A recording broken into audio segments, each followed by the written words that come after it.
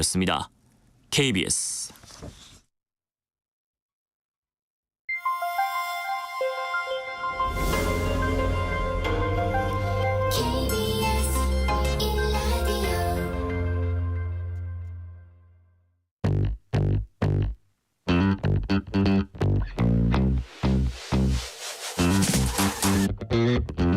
KBS 1라디오 KBS 1라디오 뉴스레터 K. 안녕하세요. 뉴스레터 K 진행하는 KBS 전종철 기자입니다. 오늘은 세계 인구의 날입니다. 대한민국이 초저출생 기록을 해마다 갈아치우면서 정부와 국회, 지자체가 해법 마련에 적극 나서고 있습니다. 국회 보건복지위원회 위원장 맡고 있는 민주당 박주민 의원과 전국 최초로 저출생과의 전쟁을 선포한 경상북도 이철우 지사와 함께 국회와 지자체 차원에서 저출생 위기를 극복할 방안을 조목조목 짚어봅니다. 국민의힘은 민주당이 추진하는 윤석열 대통령 탄핵 국민청원 청문회와 관련해서 헌법재판소에 권한쟁의 심판을 청구하겠다고 밝혔습니다. 대표직 연임에 도전하는 이재명 후보가 민생 실용 노선을 강조한 반면 김두관 후보는 일극 체제 타파를 기치로 내거는 등 민주당 당권 경쟁이 본격화되고 있습니다. 관련 내용 포함한 정치 현안, 정치 토크 코너에서 자세히 분석합니다. 청취율 조사 기간입니다.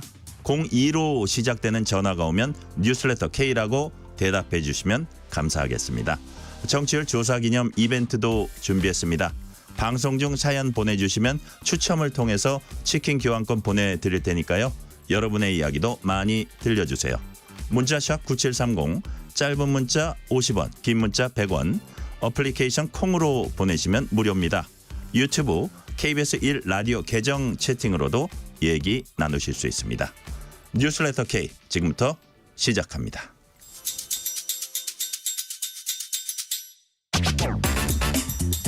오늘 하루 가장 뜨거운 뉴스들만 골랐습니다. 뉴스레터 K 정치 토크 윤주진 시사평론가, 김수민 시사평론가 나오셨습니다. 어서 오세요. 네, 안녕하세요. 반갑습니다. 민주당 이재명 전 대표의 연임을 반대한다는 여론이 50%를 넘는다는 여론조사 결과가 나왔습니다. 엠브레인 퍼블릭, K스탯 리서치, 코리아 리서치, 한국 리서치가 자체적으로 실시해서 지난 8일에서 10일 사이 전국 만 18세 이상 남녀 1000명을 대상으로 휴대전화 가상번호를 이용한 전화 면접 방식으로 진행한 전국 지표조사에 따르면은 이 전 대표 연임에 대해서 반대가 51%, 찬성은 35%로 각각 집계가 됐습니다. 민주당 지지자는 68%가 찬성을 했지만 국민의힘 지지자는 84%가 반대한 것으로 이렇게 조사가 됐습니다. 자세한 내용 중앙선거 여론조사심의 홈페이지 참조하시면 됩니다. 자, 1분 넘게 걸렸는데 이번 여론조사 결과 우리 윤주진 평론가께서는 어떻게 보셨어요? 그런데 이게 전반적으로 봤을 때 일단 이재명 대표의 연임에 대해서 보수층이야 뭐 당연히 반대를 할 가능성이 높지만 이렇게 평균적으로도 반대가 높다는 것은 결국은 중도층이 좀 등을 돌리고 있다라는 거죠. 그건 뭐냐 하면은 결국은 이재명 대표가 대권으로 가기 위해서 본인이 민주당의 대표직이라는 것을 어떻게 보면 사유화하고 수단화한다라는 점에 대해서 국민들은 솔직히 반길 수가 없을 것 같아요. 그것은 우리나라의 어떤 정치의 도의에도 맞지 않고 또 당내 민주주의, 우리가 예전에 제왕적 총재 시절이 있었잖아요. 뭐 당권과 대권을 모두 가져가는. 근데 그러한 잘못된 구태 정치를 겨우 이제 극복을 해오는 과정에서 민주당에서 이러한 모습들이 보이니까 국민들이 실망을 좀 많이 하시는 것 같습니다. 네. 네. 자, 김수민 네. 평론가님 어떻게 보세요? 일단 이재명 대표가 대표직에 도전하는 데 있어서는 큰 무리가 없는 측면도 있는 게 전체 응답자 중에는 반대가 높지만 민주당 지지층으로 국한을 시키는 게 일단 중요할 것 같아요. 왜냐하면 민주당의 이런 민주당 지지층의 의사 이런 것들이 1차적인 것인 거고 네. 그런 의미에서 민주당 지지층에서 68%가 찬성. 3명 중에 2명. 그렇죠. 3분의 2가 찬성한다라고 하는 건 압도적인 지지라고 볼 수 있을 것 같아요. 그래서 여기서 뭐 대표직을 회피하는 것처럼 또 비춰지는 것이 또 민주당 지지층 입장에서는 만약에 이 대표가 연임을 도전하지 않으면 그렇게 비춰질 수도 있는 부분이거든요. 이런 의미에서는 이제 이재명 대표 연임은 지지층 내에서도 기정사실이라고 일단은 봐야 될 것 같습니다. 다만 이제 앞으로가 숙제가 아닐까 싶어요. 그러니까 이 대표가 그냥 어떤 중간 관리자, 중간 시기의 관리자라기보다는 또 다음 대선 주자이기 때문에 그런데 여기서 이제 무당층에서는 18대 52 반대가 높게 나타났거든요. 이 무당층 여론을 잘 앞으로 설득해 나가야 다음 대선에서 유리한 고지에 설 수 있는 거기 때문에 이 부분은 이제 대표는 일단 도전을 하되 그 이후에 이제 숙제로 남는 부분 이런 것들 특히 이제 당내 어떤 일극화 논란 이런 것들을 좀 불식시킬 수 있는 대표 스스로의 조치라든지 또 사법 리스크에 대한 어떤 떳떳한 대응이라든지 이런 부분이 상당히 중요한 숙제로 남지 않을까 싶습니다. 이 와중에 이재명 후보는 이제 민생 실용 노선 전면에 내세웠고요. 반면에 김두관 후보는 일극 체제 타파를 앞세워서 이 후보에 대한 공세에 나섰습니다. 초반에 이슈 경쟁 어떻게 보시는지 먼저 윤주진 평론가님부터. 일단은 이재명 후보죠. 이재명 후보가 정쟁적인 언어를 쓰지 않고 오로지 정책과 민생에만 집중해서 자신의 대권 그 당대표 연임 여부에 대해서 밝힌 거는 좋은 점수를 받을 것 같아요. 아무래도 네. 지금 뉴스를 틀면 늘 뭐 싸우고 서로 비방하는 거에 지쳐 있는데 다만 좀 대선 출마 같다는 느낌이 들었어요. 너무 대선 출정식. 예, 왜냐하면은 지금 아직 대선이 3년여 남아 있는 상황에서 대표직을 연임을 도전하는 사람이라면 이 당을 어떻게 혁신하고 정비하고 앞으로 뭐 지방선거 또 다음 대선을 앞두고 어떠한 승리의 각오를 가질 것인지를 밝히는 게 사실 도리에 맞거든요. 근데 이번 이 출마 선언은 마치 교섭단체 연설과 같은 그러한 전체 나라를 운영하는 문제에 대해서 거시적인 플랜을 내놨어요.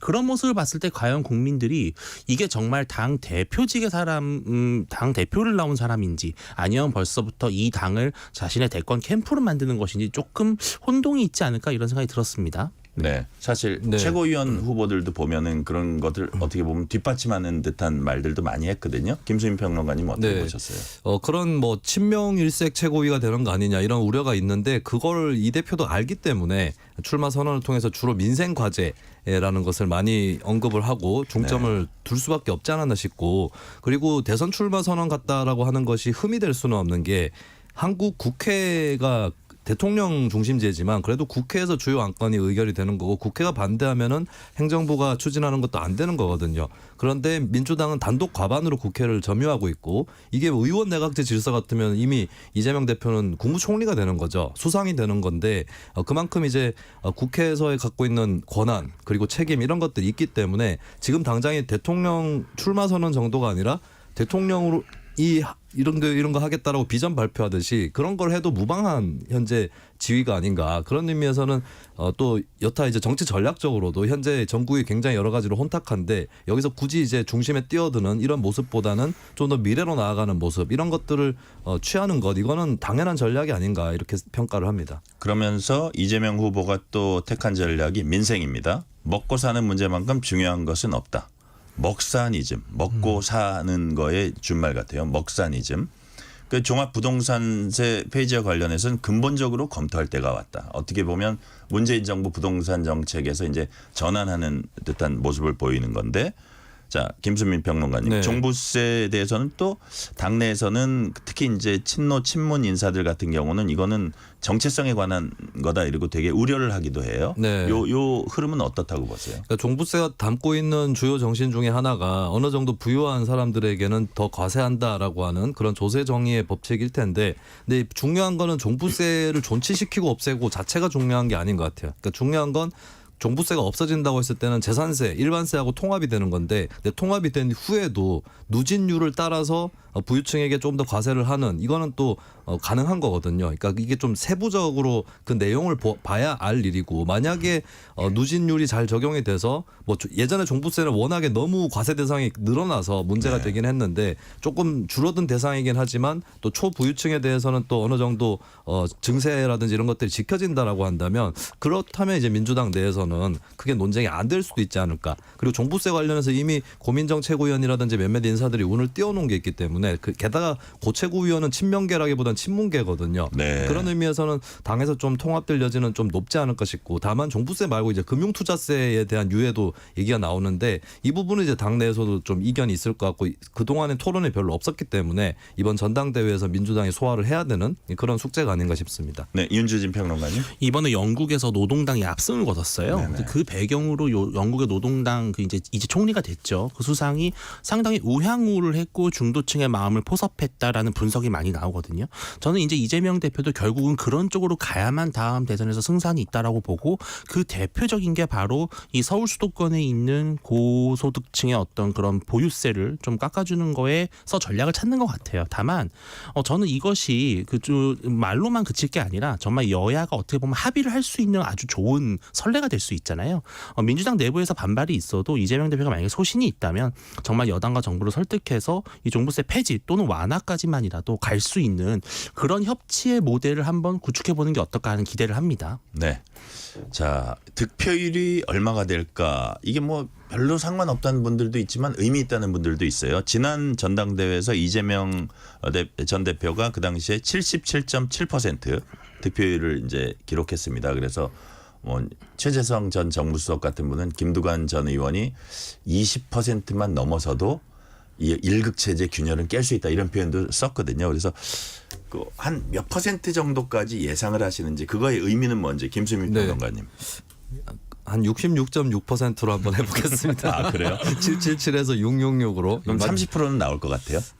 저는 이제 박용진 전 의원이 이 당시에 네. 이재명 대표하고 대적했었던 상대 후보였잖아요. 네. 뭐 두 사람 간의 어떤 역량이나 이걸 제가 비교하는 건 아니고 김두관 박용진으로 이제 득표력으로 비교를 해봤을 때 예. 박용진 당시 의원 같은 경우는 이제 친문계 쪽에서 박용진 의원을 뭐 민다거나 이렇지는 않았었습니다. 그냥 박용진 의원은 어떻게 보면 비명인 동시에 비문이거든요. 그럼 굉장히 비주류라는 건데, 근데 거기에 비해서는 김두관 전 의원은 이제 의원이라든지 이런 단체장 경험 이런 것도 정치 경험도 깊은 편이고 또 이제 친문계에서 어떤 지지라든지 이런 것들도 기대할 수 있는 거거든요. 친문. 그렇죠. 네. 그러면은 박용진 의원이 얻었던 득표보다는 김두관 전 의원이 이번에 얻을 득표가 아무래도 더 크지 않을까. 네. 그리고 당내 어떤 중립 성향의 당원들도 좀 우려가 있을 것 같아요. 중립 성향 당원들이 이제 호남 쪽에도 꽤 대의원들이라는 이런 분들이 있을 것 같은데 설령 뭐 승패는 사실 결정이 났다고 보는 분들도 계실 텐데 격려의 표 이런 것도 예전에 김대중 대통령이 당의 총재를 할 때도 이제 맞상대로 뭐 정대철 의원이나 김상현 의원 이런 분들이 나오면 한 20% 조금 이렇게 가져가곤 했었거든요. 그런 격려들 표까지 더한다면은 지난번 박용진 의원보다는 김두관 전 의원이 이번에 얻을 표가 더 많지 않을까 네. 그런 전망을 합니다. 만약에 30까지 나왔다. 그러면 그 의미가 있을까요? 이재명 평론가님? 대표로서는 뭐 좀 표현이 그렇습니다. 약간의 망신이죠. 왜냐하면은 이때 당시에 72.7은 대선이 얼마 끝나지 않고 나서 했던 것이었기 때문에 어떻게 보면 대선 패배 책임론이 아직은 남아 있을 때였어요. 그럼에도 불구하고 이제 70.7이 나왔거든요. 근데 지금은 그렇다면은 오히려 총선을 압승을 거뒀고 이재명 대표 체제가 완전히 구축됐고 또 최고위원 후보들이 저마다 친명을 외치고 있는 상황이기 때문에 여기서 77.7을 넘지 못하면 제가 봤을 땐 80%를 넘지 못하면은 엄청난 리스크가 전 생길 거라고 보거든요. 리스크다. 예, 왜냐하면 그 20%라는 것이 사실은 내부적으로는 5분의 1이기 때문에 부담스러운 수치입니다. 근데 저는 김두관 후보가 30%까지 만약에 돌풍을 일으킨다면 내부에서 이재명 대표에 대한 어떤 그런 패권 체제가 어느 정도는 균열이 가지 않을까 예상을 합니다. 네. 국민의힘으로 가봅니다. 코너 초반에 언급한 여론조사에서 국민의힘 차기 당대표로 가장 적합한 당권주자 누구인지 일반인들한테 물었더니 그 결과 한동훈 27%, 나경원 10%, 원희룡 7%, 윤상현 2% 후보 순으로 집계가 됐습니다. 국민의힘 지지층에선 한동훈 55%, 나경원 12%, 원희룡 10%, 윤상현 1%로 조사됐습니다.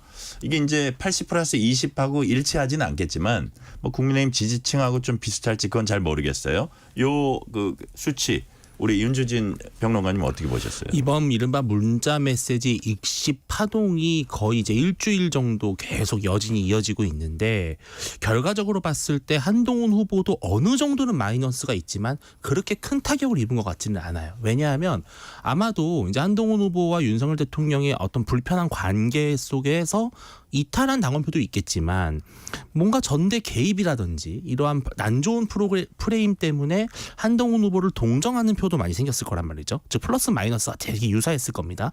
근데 눈여겨볼 것은 원희룡 후보의 지지율이 좀 많이 떨어졌다는 것이죠. 그것은 뭐냐 하면은 아무래도 이러한 문자 메시지의 폭로라든지 이러한 책임이 누구에 있는가, 어디서 기획된 것인가라는 그런 의구심이 당원이나 지지층 사이에서 들게 되면 이번 전대도 역시 결국은 어떤 용산의 그런 관계 속에서 설정되는 것이 불편하다고 느끼시는 분들은 원 후보에 대한 지지를 좀 많이 거두는 쪽으로 가지 않을까 이런 생각을 해봅니다. 네. 네. 김수민 평론가님 어떻게 보세요? 일단 여론조사상 나타난 지지층의 향방을 보면 문자 파동은 한동훈 후보에게 타격을 주지 못했다라고 봐야 될 것 같아요. 이거에 뭐 당원들의 여론까지 어떻게 될지는 알 수가 없겠지만 아무래도 지지층에서는 별 변동이 없는 거고 원희룡 후보의 경우에 나경원 후보하고 비슷하게 나타나고 있어요. 아직까지. 네. 2등으로 확실하게 올라서고 있지 못한 것이 지지층 여론인 거거든요. 그런 의미에서는 이 파동은 현재로서는 한동훈 후보의 승리로 끝이 나고 있다.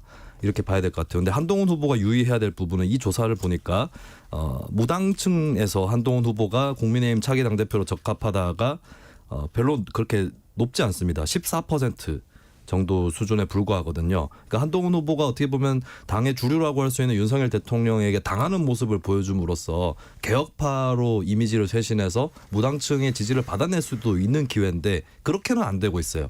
이 부분에 대해서는 한동훈 후보가 본인의 문제가 뭐였는지, 뭐 컨텐츠가 부족하진 않았는지, 혹은 그동안 너무 보수적인 쪽에 영합하는 행보를 하지 않았는지 이런 것들은 돌아봐야 될 것 같습니다. 네.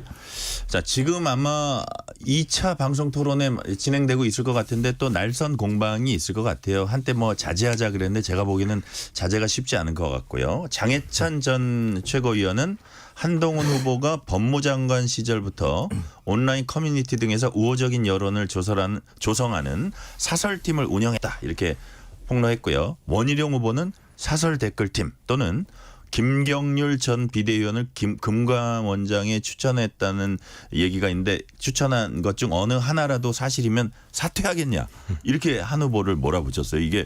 이게 자제하기는커녕 훨씬 더 이제 가열되고 있는 건데 한동훈 후보 측은 사실무근 색깔론까지 펴냐 이렇게 얘기했고 김경률 전 의원은 원 후보의 거짓 음모론이다. 기분 더럽다. 이런 표현까지 썼습니다. 점입 가경이라고 해야 되나요? 윤주진 평론가님이 네. 이 상황들 어떻게 평가하세요? 진짜 돌이킬 수 없는 분열로 가는 것 같아서 지지층들도 상당히 불안한 눈빛으로 이번 전당대회를 보고 있을 것 같아요. 이게 이렇게 되면은 누가 당대표가 된들 둘 중에 한 분이 된다 한들 이게 봉합이 될 것인가라고 하는 불안도 있고요. 네. 다만 이게 이제 이미 꺼내어진 칼이에요. 꺼내어진 칼이라면은 이걸 다시 집어넣기는 이미 늦었다. 그래서 결국은 지난번 1차 토론에서 한동훈 후보가 본인의 뭐 가족 사천 논란에 대해서 원희룡 후보에게 대답을 요청했는데 원 후보가 그 당시에는 자제했거든요. 네. 근데 그렇게 하니까 마치 뭔가 자신이 없고 허위 음해를 한 것처럼 또 보이니까 아마 오늘 토론 지금 진행이 되고 있겠습니다만 이 문제에 대해서 정면 충돌이 아마 오늘 있지 않을까 이렇게 좀 조심스럽게 추측을 해봅니다. 그러니까요. 이 부분 뭐 댓글 이런 거 상당히 우리한테 민감한 문제인데 네. 이런 것까지 거론하면서 사실이냐 아니냐 사퇴할 수 있냐까지 사퇴 얘기까지 네. 나왔어요. 네. 이 부분 김수민 평론가님 어떻게 보세요? 이게 댓글팀을 두고 사설팀이다라고 표현이 되고 있는데 사설팀이냐 아니냐를 가르는 거는 본인이 알고 있었느냐, 네. 본인이 개입했느냐 정도의 수준인 것 같아요. 근데 과연 한동훈 후보가 그러면 사실 이제 팬들이 어느 정도 자기들끼리 얘기해가지고 소위 얘기하는 좌표 찍기라고 하죠. 네. 기사를 링크를 해놓으면 그 링크를 타고 들어가서 댓글을 남기고 선풀도 남기고 혹은 뭐 다른 마음에 안 드는 정치인한테 악플을 남기고 이런 것들을 팬들끼리 자발적으로 했던 것인지 아니면 거기에 한동훈 후보까지 끼어든 건지 이걸 봐야 되는데 한 후보가 끼어들었다라고 하는 근거는 아직 좀 없는 게 아닌가. 그런 의미에서 현재 스코어로 봤을 때는 사설팀이다라고 네. 얘기하기는 좀 어렵지 않은가 싶어요. 네. 네.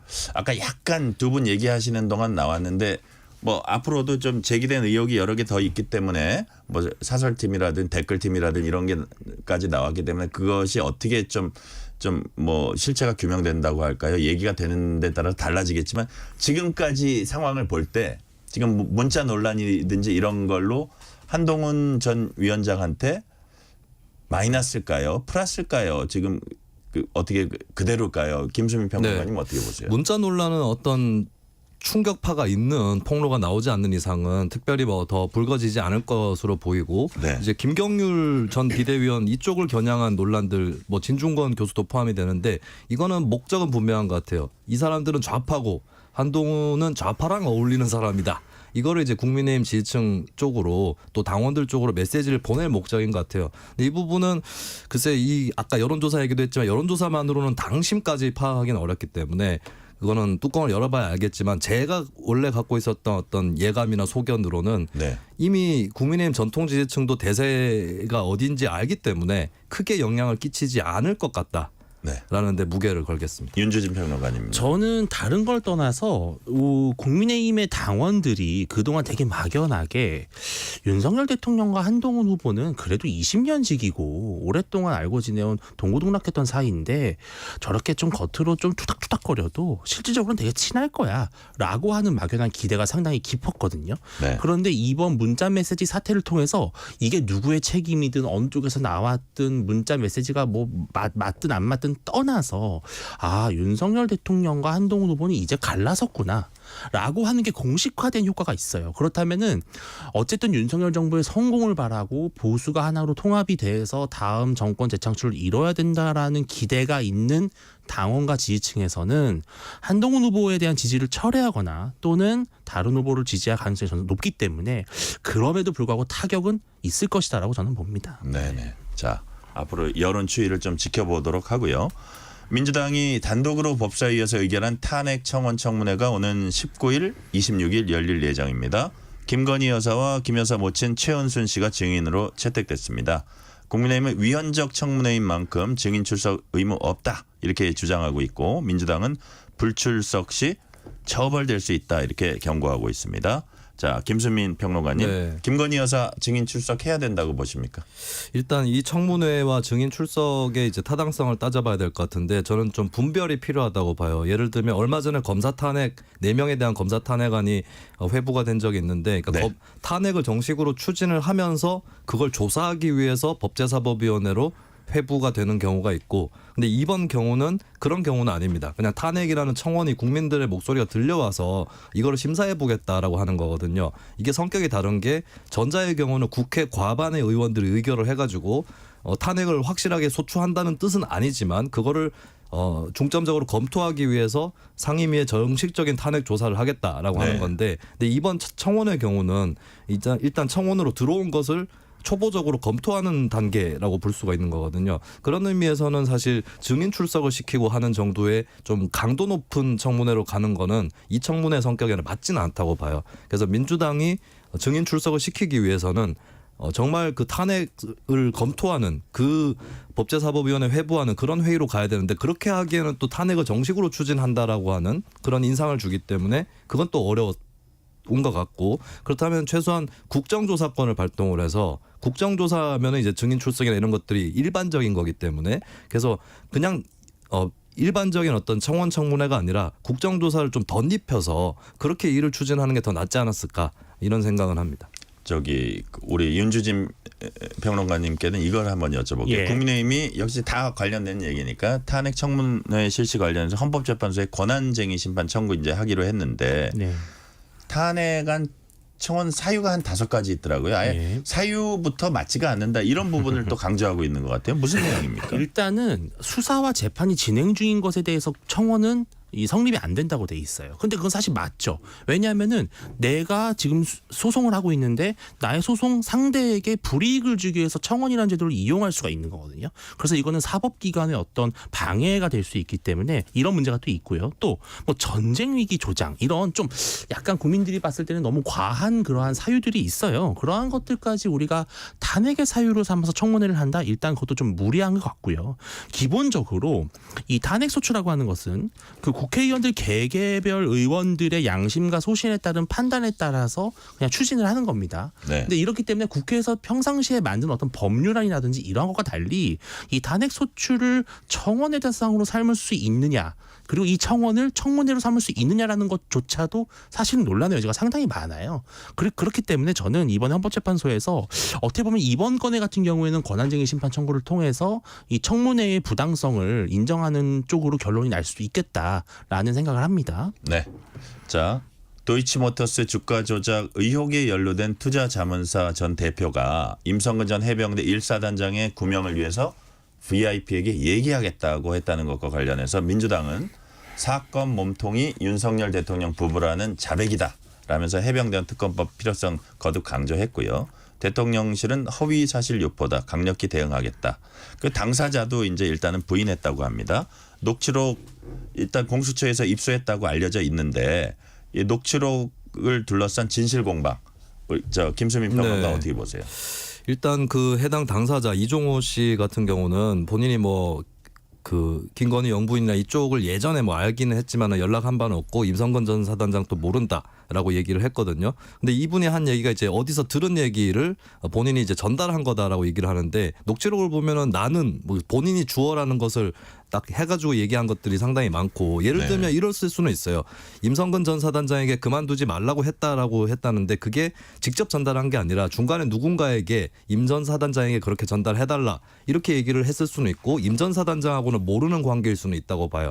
하지만 과연 그렇다고 해서 VIP라고 일컬어졌던 그쪽하고 직접적으로 얘기를 안 했던 거냐. 이 부분은 이제 그건 전달했을 뿐이다라는 말, 이거는 좀 굉장히 근거가 약한 것 같고 결정적으로 VIP는 대통령이 아니라 김계환 사령관이었다라고 얘기한 것은 이거는 조금 우스갯소리로 얘기하면 거의 개드립에 가깝지 않은가. 왜냐하면 이게 임성근 전 사단장에 대한 인사 문제를 얘기를 하는데 사실 해병대 사령관 정도 되는 정도의 인사가 그러니까 별 2개를 3개로 진급시키고 이 정도 수준으로 갈 수는 없거든요. 그러면 적어도 국방부 장관이나 그 윗선 대통령까지도 일컬을 수 있는 것인데 김계환 사령관이 VIP다. 이 부분에 대해서는 너무 설득력이 없다. 아마 군대 경험 있으신 분들도 그렇겠지만 믿을 사람이 거의 없을 거다.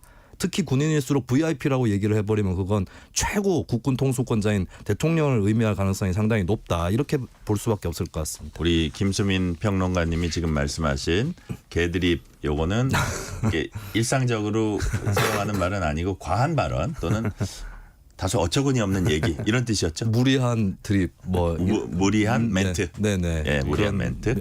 뜻이었습니다. 일단은 그런 네. 뜻이었음을 알려드립니다. 자, 윤주진 평론가님은 어떻게 보셨어요? 지금 이 사건의 본질은 3가지입니다. 첫째, 정말 임성근에게 아주 중대한 혐의가 있었느냐라는 거예요. 둘째, 정말로 여기서 말하는 이 민주당이 주장하는 것처럼 대통령에게 이게 전달이 돼서 그게 실질적으로 효력이 있었느냐라는 겁니다. 그리고 3번째는 그렇다면은 그 이모 씨가 왜 그런 행동을 했을까 배경이거든요. 네. 저는 근데 지금 여기서 나온 거는 그냥 이모 씨의 일방적인 주장과 발언밖에 없어요. 나머지는 전혀 밝혀진 바가 없고 오히려 이번에 경찰 결정에 따라서 무혐의가 나왔죠. 이거는 수사심의위원회 외부 인사로 꾸려진 수사심의위원회도 같은 결론을 낸 거거든요. 저는 그렇기 때문에 지금 딱 요만한 퍼즐 하나를 갖고 전체 그림을 그리고 있는 거예요. 저는 이거는 창작에 가깝다. 따라서 정말로 민주당이 이거를 어떤 외압의 프레임으로 가져가고 싶다면 보다 확실하고 근거 있는 논리를 가져와야지 지금 아주 작은 단서 하나를 갖고 전체 시나리오를 쓰는 방식으로 한다면은 세상에 못할 음모론이 없겠죠. 네, 오늘은 여기까지 말씀 듣겠습니다. 윤주진 시사평론가, 김수민 시사평론가였습니다. 감사합니다. 고맙습니다. 실시간 교통정보 알아보겠습니다. 교통정보센터 이현 리포터 나와주세요. 네, 정체 구간이 증가하고 있습니다. 평택 시흥고속도로 시흥 쪽으로 어제 그제보다 복잡합니다. 조암 부근부터 정체가 시작되는데요. 남한산 분기점 쪽으로 14km 구간 막히고 있습니다. 서해안고속도로 서울 쪽 보고 있는데요. 서평택 분기점에서 화성 휴게소 쪽으로 천천히 가고 있습니다. 매성 휴게소에서 용담터널, 일찍에서 금천 쪽으로 속도 떨어집니다. 수도권 제일순환고속도로 판교에서 일산 쪽인데요. 안양터널 부근에서 사고 발생했습니다. 평촌 부근부터 정체되는 이유니까 참고해서 운행하시고요. 여기를 지나서는 안현 분기점에서 송내 쪽으로 더디게 지나고 있습니다. 반대 방향 노지 분기점에서 송내 쪽으로 답답합니다. KBS 교통정보센터였습니다. 뉴스의 진수를 보여주는 인터뷰. 뉴 진수. 오늘은 유엔이 정한 세계 인구의 날입니다. 다양한 인구 문제 심각성을 환기시키기 위해서 1989년에 제정된 기념일인데 세계 최저 출생률을 기록 중인 대한민국으로선 그 의미가 남다를 수밖에 없습니다. 여기에 맞춰서 KBS 1라디오 뉴스레터 K는 저출생 대응 기획을 마련했습니다. 관련 입법을 총괄하고 계신 박주민 국회 보건복지위원장 모셨습니다. 박주민 위원장님 어서 오세요. 예, 안녕하십니까. 자, 맡고 계신 굵직한 직함만 해도 우선 국회 보건복지위원장, 민주당 해병대원 사망사건 진상규명 태스크포스 단장, 여기에 우원식 국회의장이 맡았었던 민주당 을지로위원회 위원장 자리도 이어받았습니다. 네. 민주당의 의원님밖에 없습니까? 라는 그런 건 아니고요. 예. 아니 너무 중요한 직책을 많이 맡으셔가지고요. 제 농담이었고요. 30분 1시간이 아니라 5분 10분 단위로도 아마 사람들 만나고 하실 것 같은데 요즘 하루 어떻게 보내고 계십니까? 뭐 오늘만 해도 한 11개 정도 미팅이 있었어요. 주로 이제 보건과 복지 쪽에 관련된 단체들. 네. 그리고 말씀하신 대로 오늘 인구의 날입니다. 그래서 인구의 날 행사도 갔다 왔었어야 했고요. 그러니까 굉장히 많은 일정들을 지금 소화하고 시간을 보내고 있습니다. 네. 그 11개 일정을 소화하신 와중에 우리 뉴스레터 K에 와주셨다는 거 우리 청취자 여러분들이 지금 듣고 계십니다. 아니 저한테도 이런 기회는 흔치 않은데요. 왜냐하면 제가 이제 라디오 인터뷰나 이런 거 요청받아서 나가면 거의 대부분 해병대원 진상규명 TF 단장으로서 요청을 받아요. 그렇죠. 예. 그러니까 보건복지위원장으로서 뭔가 얘기를 해주라고 얘기를 하시는 데가 많지 않습니다. 그래서 저도 오늘 기쁜 마음으로 나왔습니다. 감사합니다. 자, 최근 국민일보 인터뷰 기사 보니까 네네네. 우리 박주민 위원장님은 저출생 문제가 심각해지는 핵심 원인으로 불안을 꼽았습니다. 네. 어떤 불안이 아이 낳기를 꺼리게 만든다고 보시는 건가요? 실제로 이거는 저만의 얘기는 아니고요. 많은 전문가들이 요즘에 왜 젊은 층이 결혼과 연애 등을 뒤로 물리는가, 네. 잘 안 하려고 하는가에 대한 분석을 해봤고 특히 작년에 한국은행에서 경제전망 보고서를 저출생을 주제로 낸 게 있는데요. 네네. 거기에도 이 부분을 분석을 했을 때 불안을 꼽았어요. 네. 그러니까 대표적으로 거론되는 불안이 뭐냐면 워낙 노동시장이 이중구조화돼 있고 즉 좋은 직장과 나쁜 직장이 확연하게 갈리고 좋은 직장이 굉장히 적습니다. 네. 그러다 보니까 이제 젊은 분들 입장에서는 좋은 직장을 갖기 위한 무한 경쟁을 하게 되는 거고 불안한 거죠. 자기가 그 좋은 직장을 못 가질까 봐. 네. 그러면 당연히 연애라든지 결혼이라든지 이건 좀 뒤로 미룰 수밖에 없지 않겠습니까? 그리고 이제 워낙 또 집값이 비싼 데다가 우리나라의 경우 특이하게 인구 절반이 수도권에 밀집해서 사는 나라입니다. 네. 그러다 보니까 좋은 주거를 구하기가 또 어렵습니다. 그래서 좋은 주거를 구해야 된다. 나는 혹시 구하지 못할 수도 있다. 이런 불안이 또 결혼과 연애 등을 미루게 되는 원인으로 작용하고요. 네. 또 교육에 대한 불안, 자녀를 낳았을 때 돌봄에 대한 불안, 다 이런 불안 때문에 사실상 출산이라든지 결혼, 연애 이런 것들을 미루게 된다는 이야기입니다. 잘 이해가 되네요. 왜냐하면 일단 일자리, 그다음에 살 곳 얼마나 비싸요. 맞습니다. 수도권에. 예. 예. 거기다가 또 뭐 자녀를 낳았을 때 뭐 서로 막 사교육도 시키면서 경쟁하고 엄청난 이러니까 사교육비를 부담하고 있죠. 저 돈은 얼마나 들지 불안. 네. 다 불안이네요. 돌봄 또 교육 전에 유아와 아이였을 그러니까요. 때 돌봄을 어떻게 하지? 이런 거. 예. 부부가 직장 가야 되는데 얘 어떻게 돌보지? 그 얘기네요. 네. 자, 그렇다면 이런 것들이 해결 방안 모색하는 과정에서요. 말씀하신 뭐 주거나 직업, 교육이나 돌봄 해결 방안 모색하는 과정에서 서로 이렇게 연결이 돼 있다고 보시는 거예요? 별개라고 보시는 거예요? 아니죠. 사실은 이게 어떻게 보면 다 연결이 되어 있고요. 네. 우리 사회가 그동안 성장을 꾸준히 그리고 굉장히 신속하게 해왔는데 그 경로에 의해서 오히려 지금은 아까 말씀드렸던 노동시장 이중구조와 지방과 서울을 간의 격차, 네. 그로 인한 뭐 서울의 집중, 또 좋은 직장을 잡기 위한 교육열 이게 다 연결돼 있는 거거든요. 네네. 그래서 그동안 우리 경제가 성장해 오면서 또 성장하기 위해서 어쩔 수 없는 선택이었다고 평가를 받기도 했던 그런 성장의 경로를 이제는 좀 바꿔서 다른 방식으로 성장하거나 다른 방식으로 경제적인 활동들이 좀 이루어지는 것 이런 것들을 만들어 나가야 되고 그게 불가능하진 않다는 거예요. 네. 그래서 그런 것들 좀 해야 되는데 이런 사회 경제적 구조 변화로 저출생 해결책이 나가는 게 아니라 뭐 지원금을 조금 더 주겠다라든지 뭐 이런 식으로만 하다 보니까 사실은 이제 그동안 정부가 했던 저출생 정책이 큰 효과를 보지 못했다 이런 평가도 있더라고요. 네. 자, 지금 말씀하신 거하고 제가 좀 관련되는 질문을 드릴게요. 지금 뭐 위원장님도 그렇고 뭐 저도 그렇지만 이른바 베이비붐 세대로 불렸습니다. 그때는 사실 인구 폭증을 걱정하던 그런 시대도 맞습니다. 있었는데 네. 지금 정책 결정하고 뭐 사회에서 중요한 일을 하시는 분들이 사실 베이비붐 세대가 대부분이잖아요. 네, 맞습니다. 그렇다면 지금 이 시점에서는 약간 패러다임 전환 같은 그런 완전히 사고의 전환이랄까 정책의 전환이 필요하다 그렇게 보신다는 예, 거죠? 그렇습니다. 예를 들어서 이런 겁니다. 아까 교육에 대한 불안을 말씀드렸잖아요. 네. 제가 최근에 자료를 보니까 우리나라 국민 중에 근로소득세를 내는 사람보다 사교육비를 지출하는 사람이 더 많아요. 네.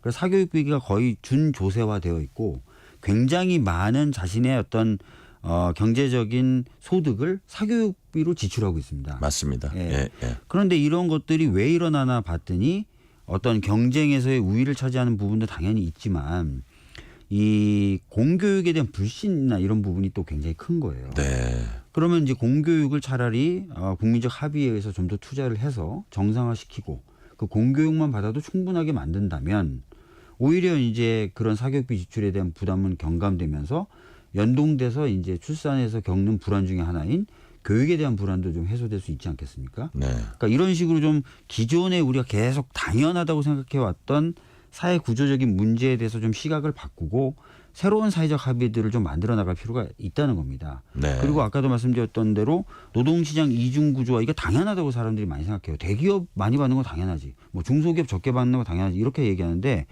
세계 어느 나라에 비해도 우리나라가 중소기업과 대기업의 임금 차이가 큰 상태예요. 네.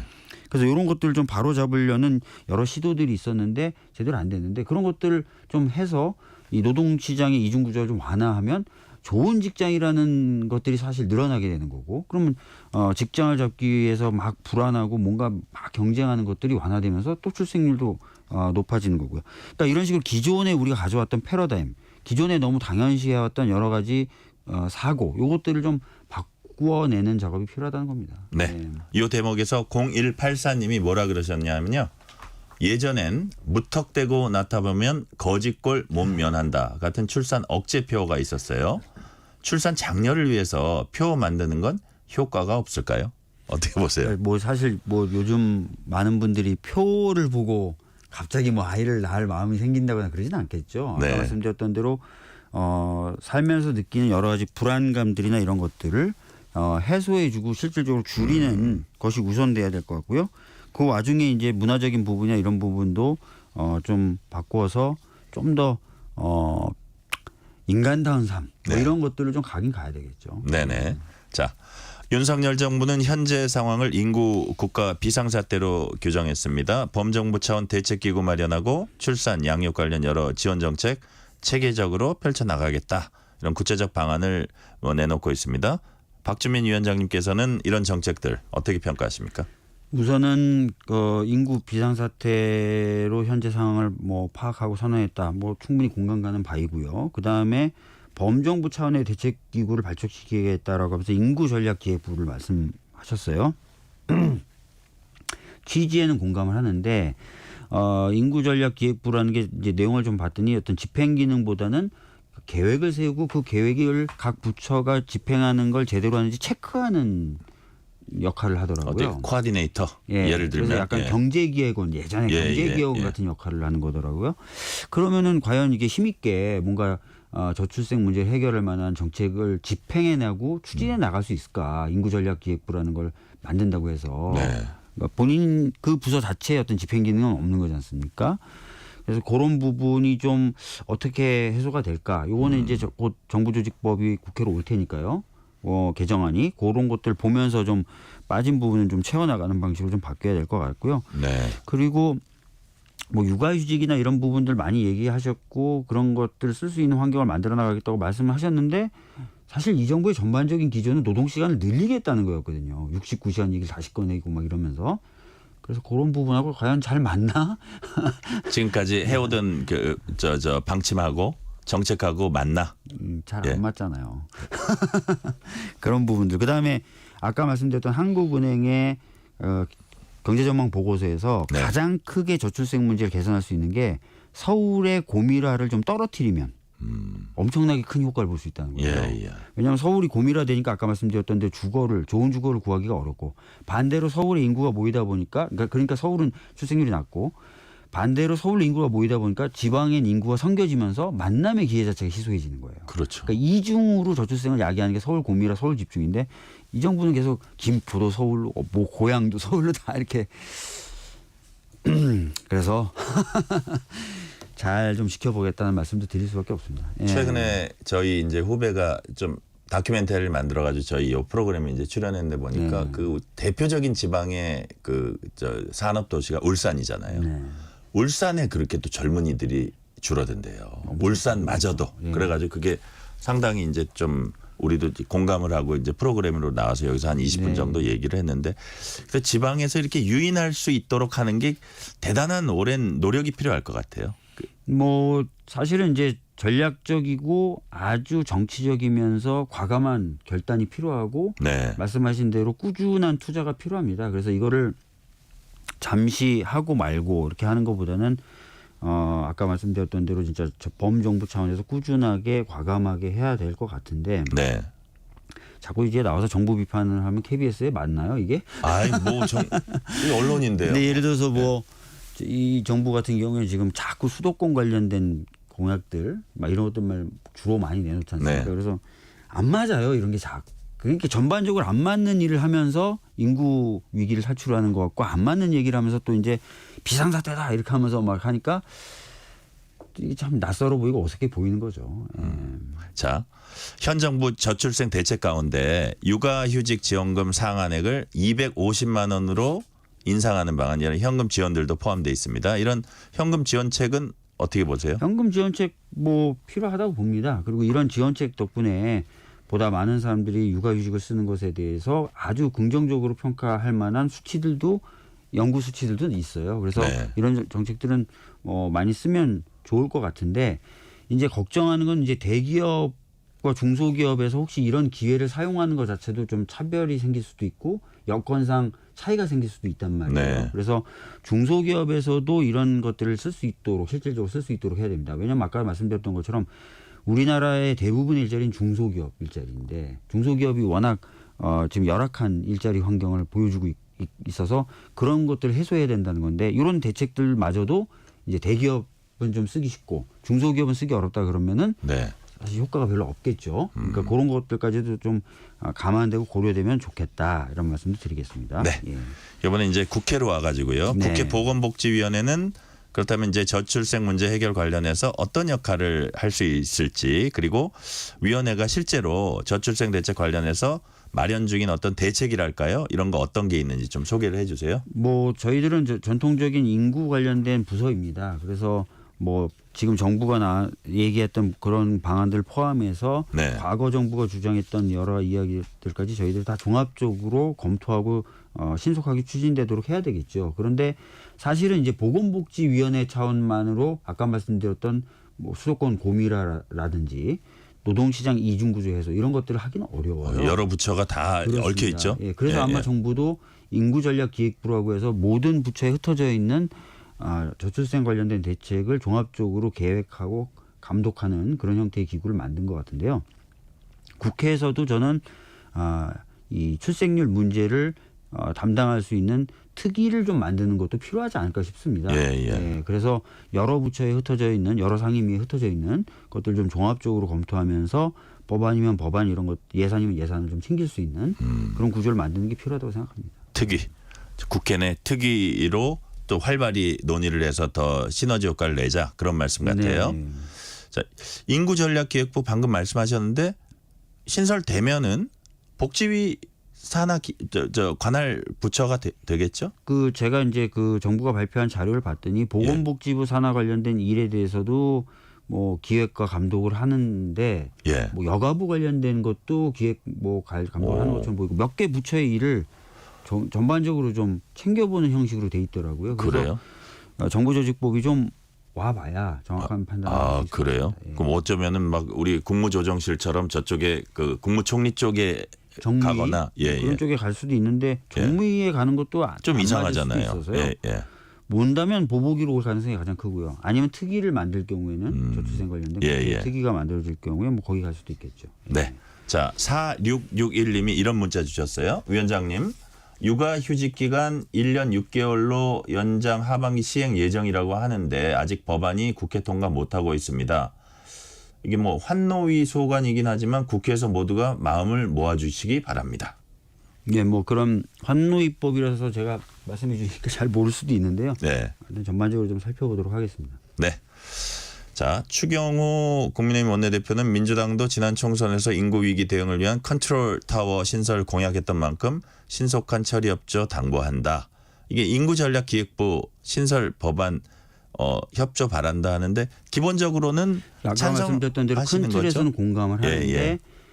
과연 그러면은 각 부처의 집행 기능은 다 놔둔 상태에서 고유 업무로 각 부처에 그냥 놔둔 상태에서 네. 계획을 수립하고 그 계획이 집행되는 걸 감독만 하는 것으로 비상사태라고 했던 이 저출생 문제를 해결할 수 있을지에 대해서는 네. 저희들도 좀 봐서 부족한 부분이 있으면 좀 메우는 식으로 좀 가야 되지 않을까 싶습니다. 예. 네네. 자, 국회 안팎에서 대치전국 장기화 우려하는 목소리가 높아지고 있습니다. 보건복지위원회도 이제 국민연금 개혁이 이제 무산이 됐었는데 지난 국회에서 그리고 그걸 둘러싼 이견이 존재하고 다른 상임위들 보면 쟁점 법안 처리놓고 이제 가파르게 대치하고 있는 데도 있고요. 그래서 저출생 관련 그 입법 현안들이 이제 보건복지부 통해서 계속 나올 것으로 보이는데 이 부분에 있어서 어떤 초당적 협력 뭐 저는 가능하다고 보세요? 봅니다. 오늘도 저는 국민의힘 의원님 한 분을 좀 모셔다가 네. 발달장애인 관련된 보건복지부 설명을 같이 들었어요. 그리고 법안도 국민의힘 의원님이 만약에 내신다면 협조하고 도와드리겠다라고 말씀드렸습니다. 이게 뭐냐면 이견이 없는 건 좀 빨리빨리 해야죠. 그리고 이견이 있는 건 충분히 토론해서 조정하면 되는 거고요. 네네. 보건복지위원회는 전통적으로 뭐 다툴 건 다투지만 또 이견 없는 것들은 빨리 처리하는 관례와 그런 게 있었습니다. 그래서 네네. 이 저출생 문제도 워낙 심각한 문제고 문제의 심각성에 대한 공감대가 형성돼 있기 때문에 네. 뭐 이런 부분에 있어서는 충분히 협력 가능하지 않을까 싶습니다. 예. 그 혹시 위원장님 보시기에 22대 국회가 반드시 처리해야 될 저출생 대응 관련 입법 과제 요거는 이렇게 좀 입법을 했으면 좋겠다 싶은 거 좀 받으신 거 있으세요? 글쎄요, 뭐 아까 말씀하셨던 그 육아휴직 관련된 부분 네. 제가 이제 봤던 보고서에도 보면 육아휴직을 우리가 OECD 평균만큼만 써도 상당히 출생률이 개선된다는 거거든요. 뭐 네. 그런 법이라든지 이런 것들은 반드시 돼야 되는 거고요. 그거 외에도 제가 말씀드렸던 것처럼 약간 구조적인 개혁을 할 수 있는 노동시장 이중 구조를 완화할 네. 수 있는. 그래서 작년이 아니라 21대 때 저희가 그 가불관계 협상력, 그러니까 중소기업과 대기업 간의 협상력을 좀 맞춰주는 네. 그 중소기업 협동조합법이나 가맹 본사와 가맹 점의 협상력을 좀 균형을 맞춰주는 가맹점법 이런 것들 처리를 시도했었거든요. 그럼 노동시장 구조가 좀 완화될 수 있으니까 이중 구조가 네. 완화될 수 있으니까 그런 법들은 좀 통과되는 게 필요하지 않을까 싶습니다. 5596님이 저출생을 비롯한 여러 사회 문제 근원 가운데 정치권의 오랜 잘못도 있습니다. 정치권이 정쟁에 치중하느라 극심한 양극화를 방치한 결과 아닌가요? 이런 또 지적도 해주셨네요. 실제로 이제 그 우리 정치에 대해서 많은 분들이 평가하시면서 정치가 여러 국민들의 애를 쓰심에 힘입어서 네. 정치적 형식적 민주화는 이루어지만 사회 경제적 민주화 이런 부분은 아직 달성하지 못한 것 아니냐는 평가를 많이 하시거든요. 네. 좀 그런 부분에도 좀 착목을 해서 변화가 있을 수 있도록 노력을 해야 될 것 같습니다. 예. 네. 국회 보건복지위 복지위 관장부처 즉 보건복지위 당면한 최대 현안 아마 의대 증원에 따른 의정 갈등 사태입니다. 네. 자, 지금 뭐 어떻게 한 발짝 잘 못 나가고 있는데 이 돌파구 어디부터 마련해야 된다고 보세요? 일단 대화가 본격적으로 시작이 돼야 돼요. 네. 근데 그동안 워낙 정부와 의료계 간의 갈등이 심했고 또 그 과정에서 상호 신뢰가 많이 무너진 것 같습니다. 특히 제가 이제 여러 단체들 만나 보니까요. 네. 그래서 그런 것들을 좀 복원해 나가면서 대화가 시작이 되는 것이 이제 당연히 제일 우선돼야 되는데요. 정치권이 좀 나서달라라는 얘기를 많이 듣습니다. 정부하고 의료계에만 맡겨놓지 말고 정치권이 좀 나서야 되는 것 아니냐는 얘기들을 많이 하셔서 네. 저희들도 지금 여러 단체들, 뭐 환자 단체부터 시작해서 여러 단체들 많이 만나면서 대화의 물꼬를 트려고 하고 있습니다. 네. 박주민 의원님께서는 민주당 해병대원 사망사건 진상규명 TF 단장 맡고 계십니다. 네. 윤 대통령이 제2요구권 행사한 해병대원 특검법 재표결 시기 둘러싸고 순직 일주기 전후에서 혹은 국민의힘 전당대 이후까지 뭐 여러 관측들이 나옵니다. 언제 표결할 걸로 예상하세요? 글쎄요, 이제 제2요구를 한 법안에 대해서 재표결하는 것에 대해서는 시간적 텀이 법에 규정되어 있지는 않아요. 네네. 그래서 이제 여러 상황을 보고 좀 판단을 할 수 있고 해야 되는 문제인데요. 당장은 지금 본회의 일정도 제대로 합의가 안 돼 있는 상태라서 네. 언제 표결할 수 있을 것이다. 뭐 이렇게 말씀드리기가 좀 어려운 상황이긴 합니다. 네. 이른바 한동훈 특검 법안이 변수가 될 수도 있을 것이다 이런 관측도 나오는데 실제로 제3자가 추천하는 이런 것들 협상해 가지고 나중에 어떤 단일 특검법을 만들 뭐 어떤 계획도 있으세요? 뭐 지금 일각에서는 뭐 개혁신당이나 조국혁신당 등이죠. 네. 뭐 그런 안이라도 좀 받아야 된다라는 얘기가 나오고 있습니다. 근데 네. 우선은 제가 봤을 때 이 사건에 대한 가장 확실한 진상규명 수단은 대통령으로부터 독립된 특별검사 임명이 필요한 상황이거든요. 그래서 네. 그런 부분 어떻게 이제 판단할 것인가는 좀 더 고민을 해봐야 될 것 같고요. 네. 만약에 근데 이번에 저희가 또 제2 표결을 했는데 또 부결된다 그러면 실질적으로 여러 가지 고민을 해야 되는 상황이 오겠죠. 네네. 자, 오늘은 여기까지 말씀 듣겠습니다. 지금까지 국회 보건복지위원장이신 민주당 박주민 의원이었습니다. 의원님 감사합니다. 네, 감사합니다. 뉴스레터 K 1부 순서 마치고 2부가 이어집니다.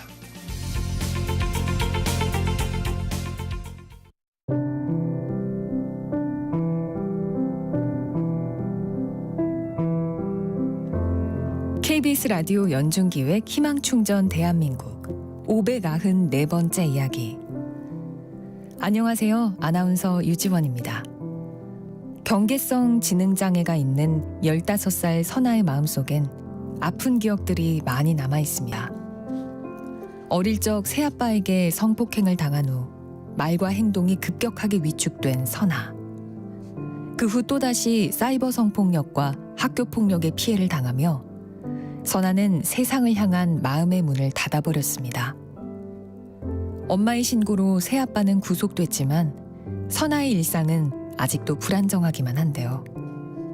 그때의 트라우마로 인해 사람들을 마주하는 게 두려워진 선아. 어려운 형편에 제대로 된 병원 치료나 심리 상담도 받을 수가 없었습니다. 그나마 엄마가 해줄 수 있는 건 선아가 좋아하는 네일아트 재료를 사다 주는 것뿐. 오늘도 엄마는 가여운 선아를 보며 죄책감과 미안함에 눈물만 흘립니다. 선아가 상처를 치유하고 하루하루 희망의 색을 채워나갈 수 있도록 여러분이 두 손을 꼭 잡아주세요. 여러분의 따뜻한 손길이 희망의 빛이 됩니다. ARS 060-700-1580 060-700-1580 한 통화 3,000원으로 희망을 선물해 주세요. KBS 라디오 연중기획 희망충전 대한민국은 초록우산 어린이재단, 인탑스 주식회사, 그리고 청취자 여러분과 함께합니다. ARS 060-700-1580 한 통화 3,000원입니다.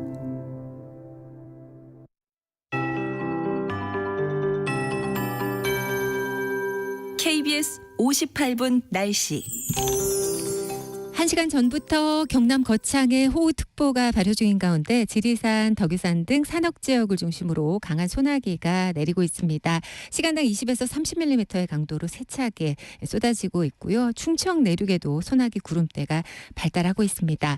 오늘 밤까지 전국 내륙을 통해서 천둥, 번개, 돌풍 동반에 시간당 20에서 30mm의 매우 강한 소나기가 내리겠습니다. 소나기 양은 5에서 40mm, 전북, 경남은 최대 60mm 가까이 되겠고요. 내일도 대부분 가끔 구름 많이 끼겠지만 소나기가 곳곳에서 내리겠습니다. 내일 소나기 양 5에서 40mm 정도가 되겠습니다. 이렇게 당분간 폭염 수준의 덥고 습한 날씨 이어지는 가운데 대기 불안정이 심해지고 있는 가운데 소나기가 잦겠습니다. 비 피해 없도록 주의하셔야겠습니다. 내일 아침 기온은 서울 23도, 광주 22도 등으로 예상되고요. 낮 기온은 서울, 대전 31, 대구 32도 등을 예상하고 있습니다. 현재 중부 지역을 중심으로 폭염특보가 내려져 있는데요. 건강관리에도 유의하셔야겠습니다. 중부 서해안을 위시해서 대부분 지역, 특히 해안 지역으로 안개가 상당히 짙겠습니다. 오늘 밤부터 내일 아침 사이 교통안전에 유의하셔야겠고요. 대부분 해상에 바다 안개도 짙겠습니다. 지금 서울의 기온은 27.6도입니다. 강혜종입니다.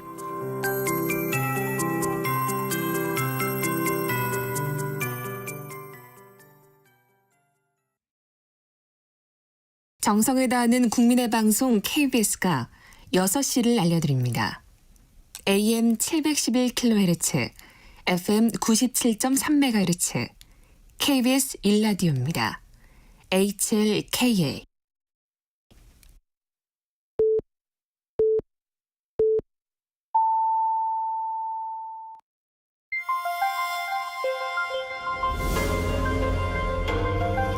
KBS 1라디오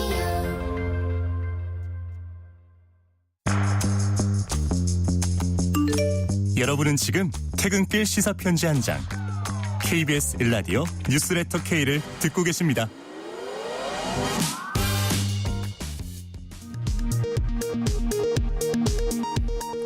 이 시각 라디오 정보센터 뉴스입니다. 충청과 전북, 경북 지역을 강타한 집중호우로 모두 5명이 숨지고 1명이 실종된 것으로 공식 집계됐습니다. 침수 또는 파손된 주택은 120여 채, 공공시설 피해는 570여 건으로 집계됐습니다. 윤석열 대통령과 기시다 후미오 일본 총리가 나토 정상회의 참석을 계기로 정상회담을 갖고 러시아와 북한의 군사 경제적 협력에 대응하기 위해 나토 회원국들과 긴밀히 공조하는 데 뜻을 같이 했습니다. 국민의힘은 대통령 탄핵 청문회와 관련해 민주당이 민생을 외면하는 당으로 전락했다며 권한쟁의 심판을 청구하기로 했습니다. 더불어민주당은 김건희 여사를 향해 최근 불거진 국정 당무 개입 의혹에 대해 국회로 나와 직접 해명하라고 촉구했습니다. 김건희 여사의 대리인인 최지우 변호사는 최재형 목사가 김건희 여사와 만난 날 사무실 앞에서 기다리고 있던 사람들은 대통령실 행정관들이었고 행정관이 들고 있던 신라 면세점 에코백에는 보고서가 들어있었다고 주장했습니다. 서울시가 광화문 광장에 100m 높이 태극기 개양대 등 국가 상징 공간을 조성하기로 한 계획을 전면 재검토하기로 했습니다. 지금까지 라디오 정보센터 뉴스 편유희였습니다.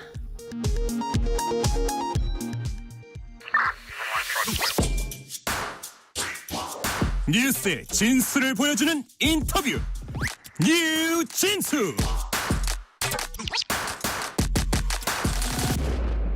청취율 조사 기간입니다. 02로 시작되는 전화가 오면은 뉴스레터 K라고 대답해 주시면 감사하겠습니다.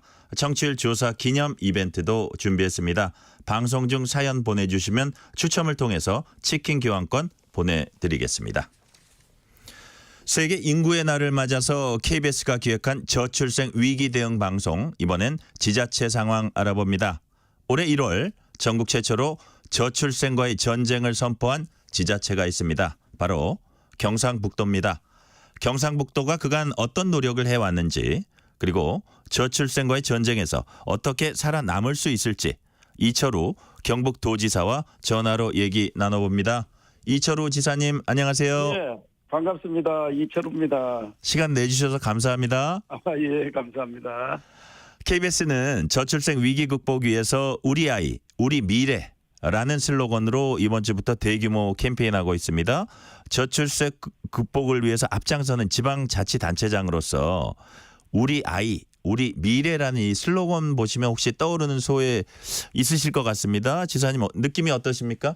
예, 우리는 아들, 딸 구별 말고 하나마나 잘 기르자 이래가지고 산하 제안을 오랫동안 했었는데 네네. KBS가 드디어 우리 아이, 우리 미래 멋진 슬로건을 들고 나와서 언론의 역할이 매우 중요한데 너무 잘했다고 생각이 듭니다.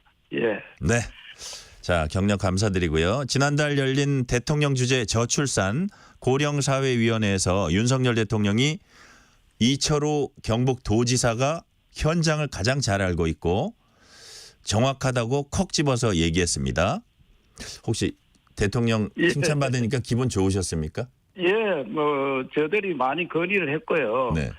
이 현장에 있는 사람이 더 잘한다. 그래서 네네. 저는 저출산 고령화위원회에서도 여러 말씀을 드렸고 체감이 가는 정책을 세워야 된다 이래 했고 우리 경북도에서 절박합니다. 우리가 뭐 소멸 지역에 들어있고 그렇기 때문에 절박한 사람들이 정책을 더 잘 만든다. 그래서 정책은 우리가 만들고 중앙정부는 지원하는 체제로 갔으면 좋겠다. 이것이 저희 말씀드린 거고 그래서 대통령께서 여러 가지 안을 보고 이철우 도지사가 현장을 가장 잘한다. 네. 이렇게 말씀하신 것 같습니다. 예. 현장을 많이 돌아다니셨죠, 실제로?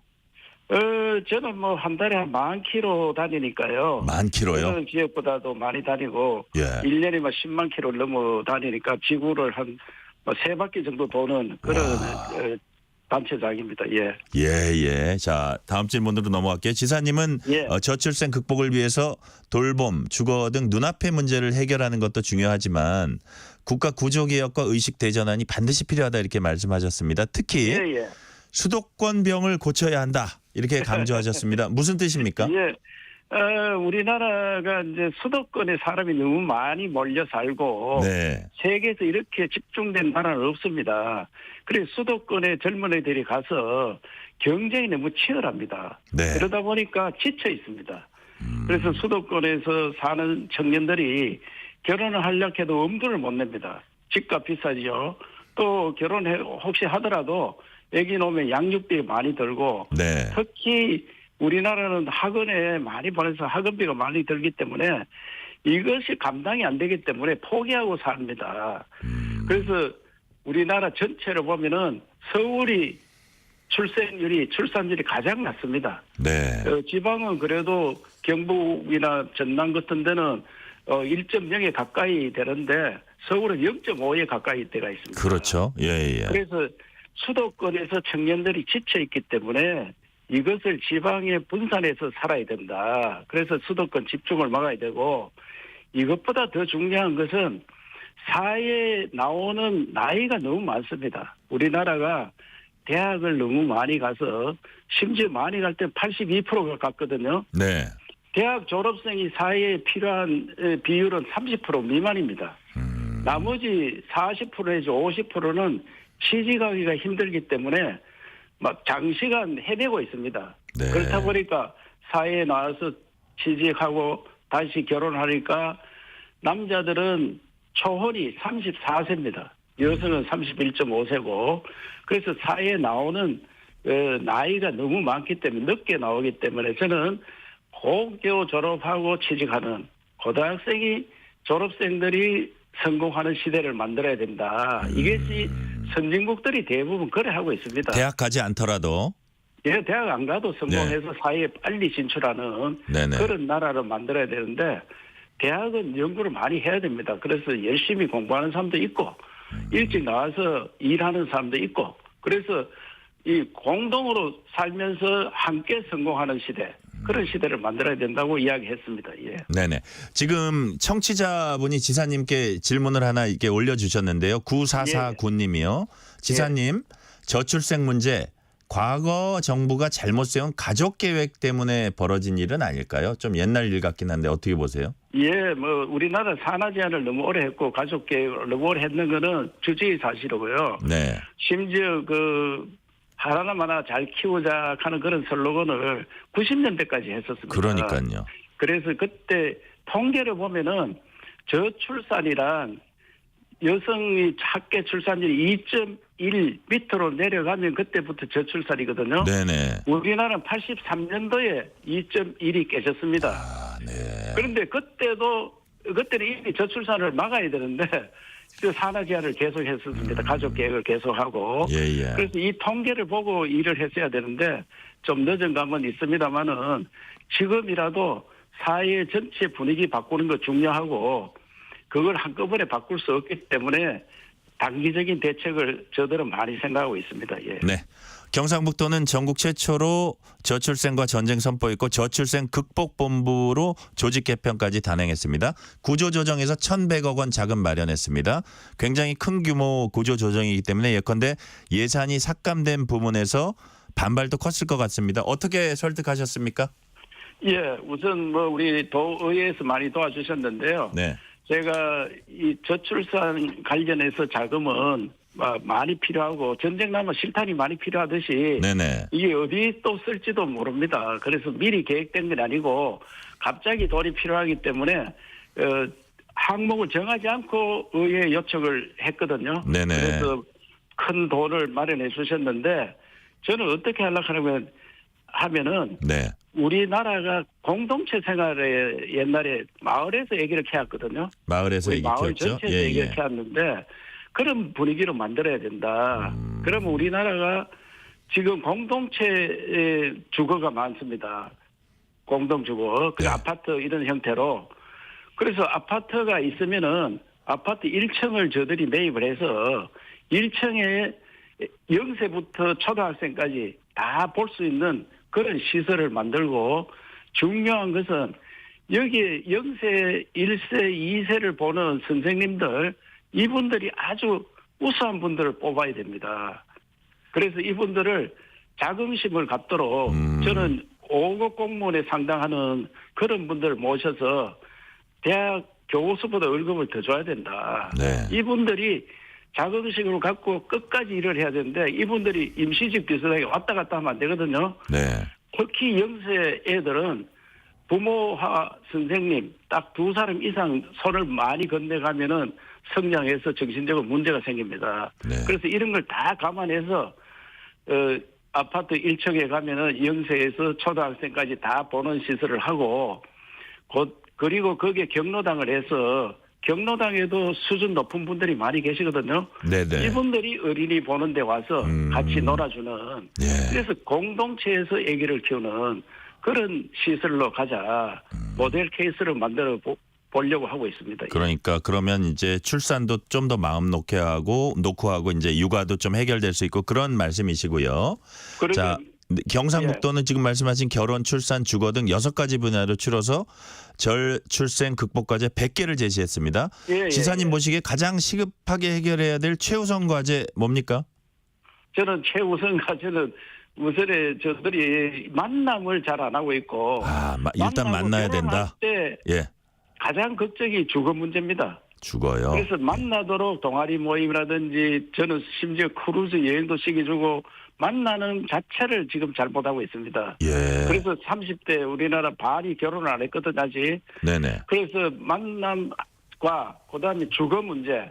그래야 결혼을 할 생각이 나야 되는데 결혼을 엄두를 안 내고 있으니까 결혼해서 아기만 넣었다면 나라에서 다 키워주는 이런 체제로 가기로 계획을 하고 지금 차곡차곡 시행을 하고 있습니다. 지금 30대 절반이 결혼 안 하셨다 그랬는데 마침 8736님이요.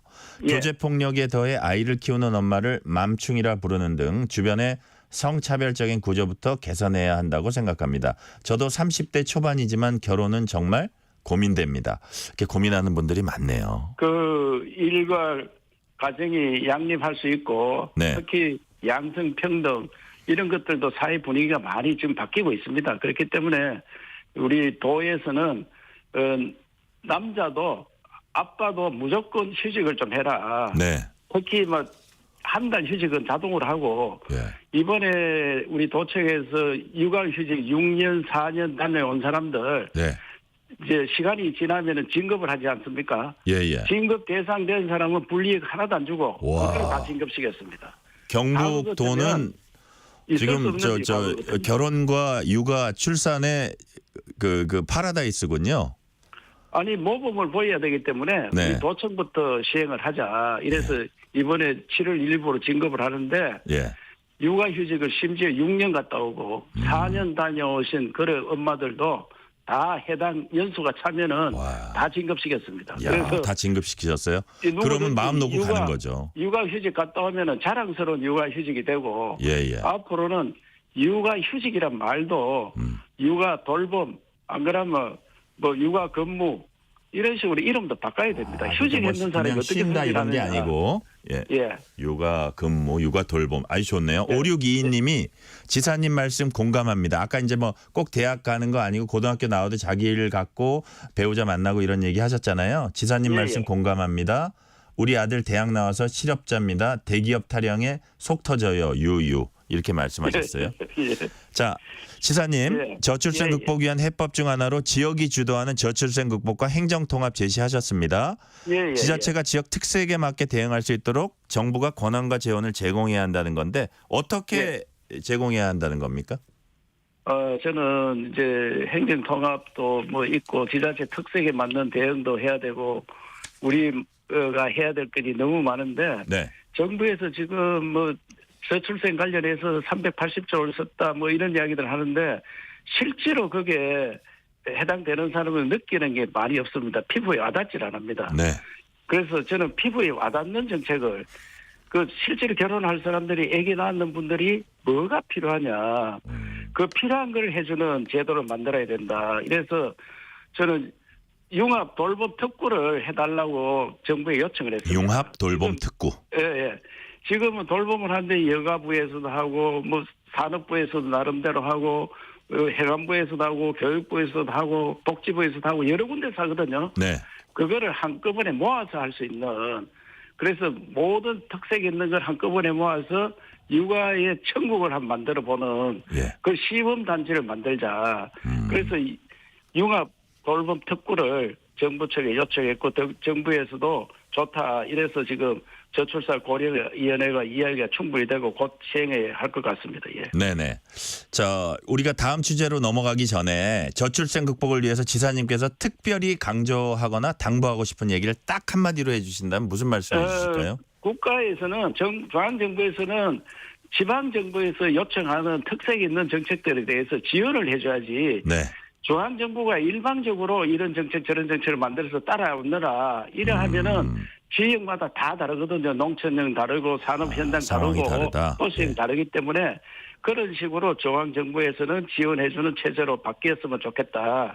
그래서 우리 도에서 중점적으로 하는 것을 중앙정부에서 지원해달라고 요청하면은 다 해주는 그런 체제로 가면은 저들이 모범을 한번 보이도록 하겠습니다.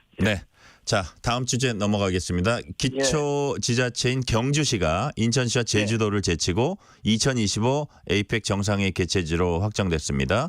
가장 경북적인, 가장 한국적인, 가장 세계적인 도시 경주라는 브랜드 힘을 내세워서 유치에 성공할 수 있었다고 이제 말씀하셨습니다. 제가 보기엔 이제 지사님도 많이 뛰어다니셨을 텐데 현재 어떤 준비하고 계신지 진행 상황을 간단히 말씀해 주세요.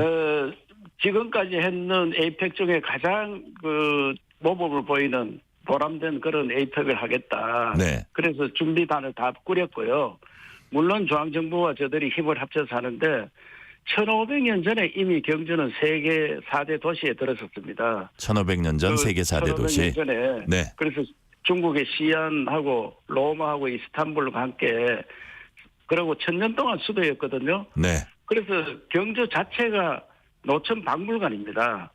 이런 모습을 이제 한류가 한참 유행하고 있는데 한류를 한껏 더 발휘할 수 있는 계기로 만들어서 대한민국을 세계 속의 관광 천국으로 만드는 관광 대국으로 만드는 그런 도시로 만들겠다는 게 저들의 목표입니다. 네네. 지금 이제 경주의 얘기를 들으니까 파리가 지금 유적을 최대한 활용해서 올림픽을 치르는 거하고 약간 연상이 되네요. 예, 자, 예, 예. 지금 지사님 대구 경북이 통합을 논의하고 있습니다. 통합은 왜 해야 하는지 진행 상황 간단히 좀 말씀해 주세요. 뭐 서두에도 말씀드렸습니다. 대한민국은 수도권 집중 현상이 너무 심하기 때문에 지방은 점점점 빨려 들어가고 있습니다. 블랙홀이 되고 있습니다. 그래서 덩치를 키워서 수도권과 조금 대립을 할 수 있는, 그래서 저는 대구 경북 500만 도시 만들고 네. 부산 울산 경남 거기에도 한 800만 도시 만들고 충청도 전라도 그것도 500만 도시씩 만들면은 서울과 같이 힘을 겨룰 수 있고 서울로 안 가도 수도권을 안 가도 지역에서 자체적으로 살 수 있는 그런 지역을 만들어야 되기 때문에 저는 대구 경북에서 먼저 시범을 보이는데 단순 대구 경북 통합만 해서는 별 도움이 안 됩니다. 그래서 저는 지방자치가 선거만 해놨지 과거에 임명제, 관선제나 비슷하게 운영되고 있습니다. 네네. 쉽게 하면은 우리 낙동강이 우리 앞에 흘러가는데 저들이 관리하는 게 아니고 환경부에서 관리합니다. 앞에 소나무가 많이 있는데 이 소나무는 산림청에서 관리하고 대학교는 교육부에서 관리하고 산업공단은 산자부에서 관리하고 심지어 중소기업들에 있는 근로자들 노동부와 중소기업청에서 관리하고 네. 그래서 이런 것들을 우리한테 다 줘야지 이 권한을 다는 넘기지 못하더라도 넘길 수 있게 넘겨주면은 특색 있는 지방을 만들 수 있고 그야말로 완전 자치를 이루어서 지역 간 경쟁도 되고 수도권 경쟁도 할 수 있는 이제 수도권을 몰려가는 그런 젊은이들이 아니고 그 지역에 태어난 사람이 그 지역에 학교 다니고 그 지역에 취직하고 살 수 있는 정주민 세상을 만들어야 됩니다. 네네. 지금 우리나라 유목민 생활처럼 하고 있습니다. 다들 서울 가서 원룸 얻어가지고 사니까 얼마나 힘들게 삽니까? 네네. 그래서 저는 정주민 생활하고 또 서울과 경쟁할 수 있는 또 지역 간에 경쟁할 수 있는 그런 지역을 완전 자치가 되도록 하는 게 중요하다. 이래서 대구 경북 통합을 오래전부터 주장을 했고 지금은 뭐 중앙정부와 협의해서 순조롭게 진행되고 있습니다. 예. 네네. 지사님 오랜만에 프로그램 모시는 거니까 정치 현안 몇 가지만 여쭤볼게요. 예. 국민의힘 전당대회 진행 중입니다. 차기 당대표 어떤 자질을 갖춘 분이 돼야 된다고 보세요? 저는 우리 당의 최고위원 사무총장을 지낸 사람으로서 지난 총선을 참패하고 난 다음에 4월 20일 날 페이스북에 글을 올렸습니다. 우선에 우리가 보따리 장사처럼 왔다 갔다 하면 안 되고 당원을 많이 확보해야 된다.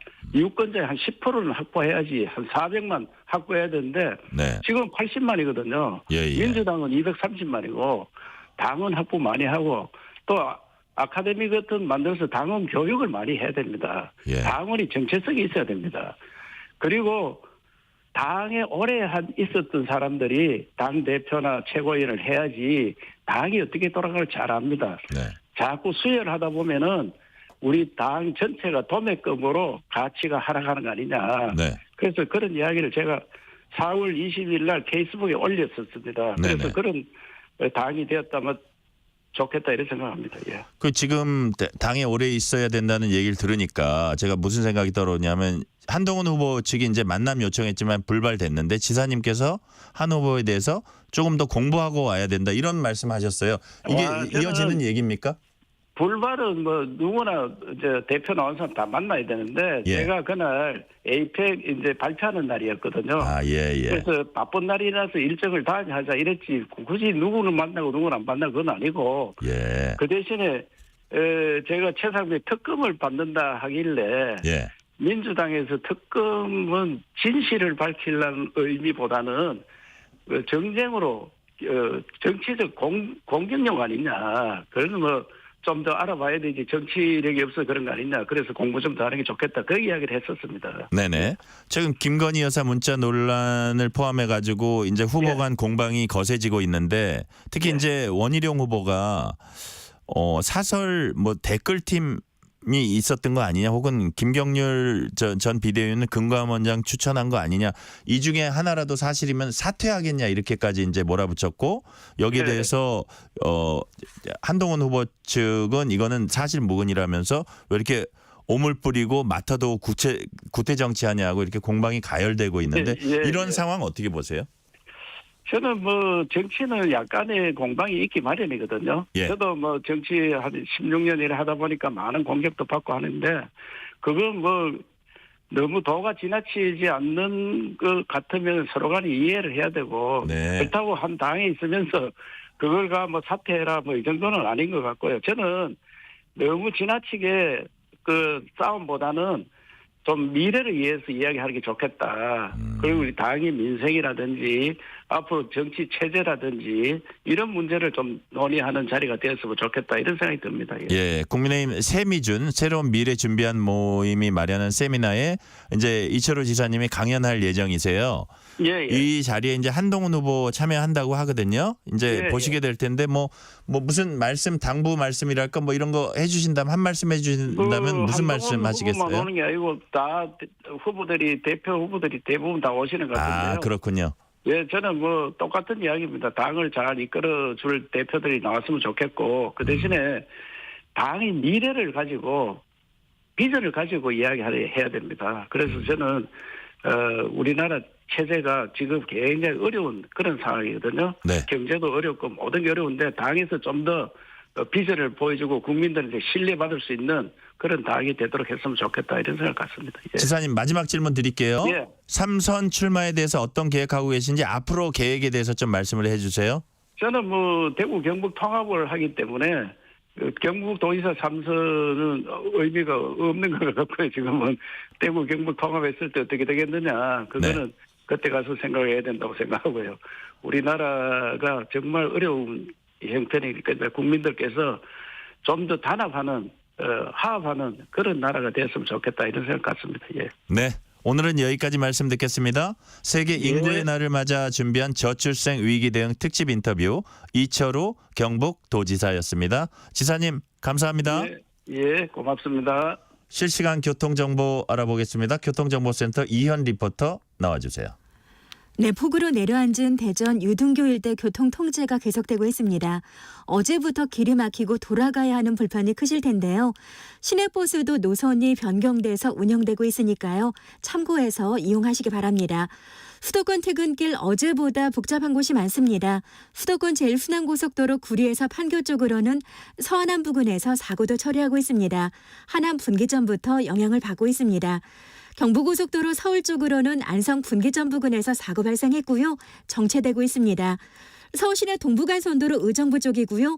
군자구로 못 가서 사고 났습니다. 안 그래도 차가 많은 곳인데 이동이 더 불편해졌습니다. KBS 교통정보센터였습니다.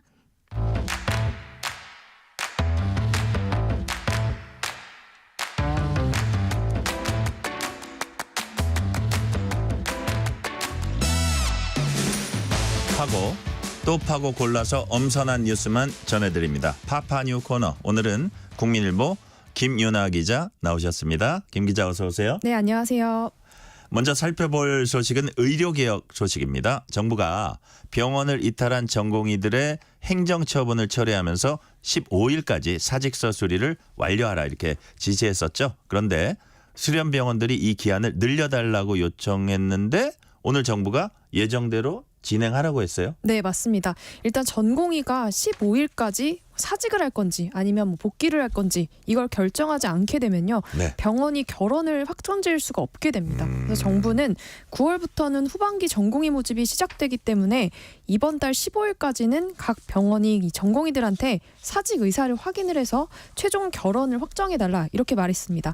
그런데 이 수련병원 협의회가 이걸 좀 연장해달라, 이렇게 계속 요청을 했었거든요. 지금 전공의들 상당수는 뭐 병원이 연락을 해도 잘 받지 않는 상황이고요. 이걸 그렇다고 일괄 다 사직 처리하기에는 좀 부담이 크다, 이런 이유였습니다. 그래서 정부는 오늘 여기에 대해서 발표를 했는데 예정대로 15일까지 이 사직 처리를 완료해달라, 이렇게 오늘 요청을 했습니다. 후반기 전공의 모집에 차질이 빚어지면 결국 또 의료 공백이 장기화할 수 있다, 이런 우려 때문인데요. 그런데 전공의 단체는 복귀하지 않겠다 이런 입장 고수하고 있습니다. 또 의대생들도 나서서 2025년도 의사고시 응시를 거부하겠다 이렇게 밝혔는데요. 정부는 오늘 이 의대 학생들이 지금이라도 복귀를 하면 유급 걱정 없이 학업을 이어갈 수 있도록 최선을 다해서 지원하겠다 이렇게 약속을 했습니다. 그리고 전공의에 대한 모든 행정처분을 철회를 했었는데 이렇게 한 건 이제 하루빨리 현장을 정상화해서 국민의 생명과 건강을 지키기 위한 것이었다 이렇게 강조를 했습니다. 네. 대통령 직속 의료개혁특별위원회가 오늘 중간 논의 결과 발표했습니다. 상급 종합병원 구조 개혁을 하겠다는 내용입니다. 우선 상급 종합병원이 정확히 어떤 뜻인가요? 네, 먼저 병원은 이 1차, 2차, 3차 이렇게 나뉘는데요. 1차는 뭐 흔히 볼 수 있는 동네 의형급 병원이고요. 동네 병원. 네. 2차는 종합병원입니다. 그리고 3차 병원은 종합병원 중에서도 이 병상이 300개가 넘어야 하고요. 그리고 중증 질환을 봐야 합니다. 이 3차 병원이 이 상급 종합병원이라고 보시면 되는데요. 올해 기준으로는 한 47개 정도가 있습니다. 그래서 흔히 대학병원 이렇게 생각하시면 쉬운데요. 그런데 또 이 모든 대학병원이 다 상급 종합병원은 아닙니다. 그래서 보건복지부가 난이도가 높은 의료행위를 전문적으로 하는지 이런 것들을 평가를 해서 상급 종합병원을 선정하도록 돼 있습니다. 그래서 3차 병원 이 명칭에서도 알 수 있듯이 원래 이 상급 종합병원은 1차, 2차를 거쳐서 가야 하는 곳이거든요. 그런데 사실 지금의 의료 전달 체계에서는 1차 동네의원에서 진료 의료서 이런 것만 받으면 쉽게 갈 수가 있습니다. 그래서 상급종합병원에서 이렇게 경증 환자까지 수용을 하게 되는 건데요. 그렇다 보니까 환자 쏠림 현상도 심화되고 있고요. 또 환자들이 의료 이용을 과도하게 하고 있다. 이런 문제가 계속 제기돼 왔습니다. 그래서 지금 전공의들이 지난 2월부터 병원을 떠나면서 이 전공의 의존도가 높았던 이런 상급 종합병원들이 어쩔 수 없이 뭐 중증과 응급 환자 위주로 보고 있거든요. 네. 그런데 이게 이런 비상 상황에서만 할 게 아니라 앞으로 이렇게 체계화시키겠다라는 게 정부의 계획입니다. 네. 그렇다면 경증 환자 줄이고 중증이나 응급 환자 위주로 수용하면 이제 될 것 같은데요. 어떻게 조정할 수 있을까요? 네, 의료개혁특위가 오늘 발표한 내용 보면요. 이 상급종합병원의 중증 이하 진료는 좀 줄이고 중증, 응급, 희귀질환자 진료 비중을 늘리는 방식으로 확 바꾸겠다는 게 핵심입니다. 네. 근데 사실 병원들한테도 유인책이 있어야 하잖아요. 그러니까 왜냐하면 지금 수가체계에서는 환자를 많이 볼수록 이 수익이 많이 나는 구조입니다. 그래서 중환자 1명보다 경증 환자 1명이 뭐 훨씬 손도 덜 가고요. 또 시간도 적게 드니까 수익이 더 날 수밖에 없습니다. 그래서 병원이 중증, 응급, 희귀질환자를 더 많이 볼 수 있도록 하기 위해서 정부가 뭐 중환자실과 입원료 이런 수가를 인상하겠다라고 발표를 했고요. 이렇게 상급 종합병원이 중증이나 응급 환자 중심으로 바뀌게 되면 이건 사실 환자들한테도 좋은 일이 됩니다. 그러니까 왜냐하면 지금은 뭐 경증 환자까지 다 몰려들면서 이 상급 종합병원의 진료 뭐 한 번 보려면 몇 개월 기다리는 분들 계시고요. 그렇죠. 네, 그 뭐 응급실 뺑뺑이 이런 것들도 많이 발생을 하고 있습니다. 그래서 앞으로는 이 전체 환자 수가 줄어들기 때문에 뭐 긴 대기 없이도 뭐 응급 환자들이 최우선으로 이 충분한 진료를 받을 수 있도록 하겠다라는 게 정부의 설명이고요. 우선은 시범 사업 형태로 실시를 하게 되는데 뭐 병원별로 뭐 시범 사업 기간 뭐 3년 정도는 일반 병상 수를 5에서 15% 줄이게 됩니다. 네. 자. 두 번째로 살펴볼 소식, 북대서양 조약기구 나토 정상회의입니다. 윤석열 대통령이 미국 워싱턴 DC에서 열린 나토 정상회의에 참석했습니다. 한국 시각 오늘 오전 일본 기시다 총리와 정상회담도 가졌습니다. 어떤 얘기 오갔습니까? 네, 두 정상이 워싱턴 한 호텔에서 만나서 정상회담 열었는데요. 네. 한마디로 요약을 하면 요즘에 이제 북러 군사 협력이 강화되고 있잖아요. 그렇다 보니까 이 동북아시아 긴장감이 높아지고 있는 상황에 대해서 우려스럽다 이런 인식을 양국이 공유를 했습니다. 윤 대통령은 나날이 엄중해지는 국제 안보 상황 속에서 한국과 일본 양국이 이 3년 연속 나토 정상회의에 참석하는 것은 그 전략적 함의가 매우 크다고 생각한다 이렇게 평가를 했고요. 기시다 총리도 우리 양 정상이 견고한 신뢰관계와 또 전략적인 문제인식에 공유하면서 이렇게 긴밀히 공조하는 것은 뜻깊다 이렇게 말했습니다. 그래서 양국 정상회담은 한 35분 정도 이어졌고요. 두 사람은 사실 지난 5월에도 용산 대통령실에서 한일중 정상회담을 계기로 한번 만난 적이 있었거든요. 네네. 그래서 윤 대통령도 지난 5월에 뵙고 또 다시 만나 뵙게 돼서 정말 반갑다면서 인사를 건넸습니다. 그래서 일본 정상회담에 앞서서는 윤 대통령이 6개 국가와도 연쇄 양자회담 가졌는데요. 독일을 시작으로 캐나다, 네덜란드, 스웨덴, 체코, 핀란드 정상하고도 만났습니다. 그래서 북한의 도발이 계속되고 또 우크라이나 전쟁이 장기화하고 있는 상황에서 북러가 협력을 강화하는 데 대해서 좀 공통적으로 엄중한 우려를 표했는데요. 안보리 결의를 위반한 러시아와 북한에 대해서 국제사회와 연대해서 단호히 대처나가기로 뜻을 모았습니다. 네네. 자, 윤 대통령은 나토 회의에 3년 연속 참석한 첫 한국 대통령이 됐습니다. 이건 어떤 의미로 해석할 수 있을까요? 네, 일단 나토가 어떤 기구인지 좀 의미를 짚어보면요. 네네. 1949년에 이 냉전 시기 때 출범을 했습니다. 올해로 75주년인데 이 사회주의 국가들의 군사적 위협에 대응을 하자 이런 목표로 유럽을 중심으로 시작이 됐습니다. 그러다가 이제 냉전 이후에는 뭐 테러라든지 대량 살상 무기와 같은 새로운 안보 위협에 좀 초점을 맞추고 있는데요. 그런데 나토의 최근 관심사는 우크라이나 전쟁에서 러시아를 어떻게 견제할 것인지 또 뭐 최근에는 미국을 중심으로 중국을 어떻게 견제할 것인지 이런 것까지 논의를 하는 상황이 됐거든요. 그런 상황이다 보니까 윤 대통령이 이 3년 연속 이 나토 정상회의에 참석한다라는 거는 사실 외교적 의미가 상당히 큽니다. 네네. 북한과 러시아, 중국에 대한 견제 입장을 취하겠다라는 걸로 해석이 될 수 있고요.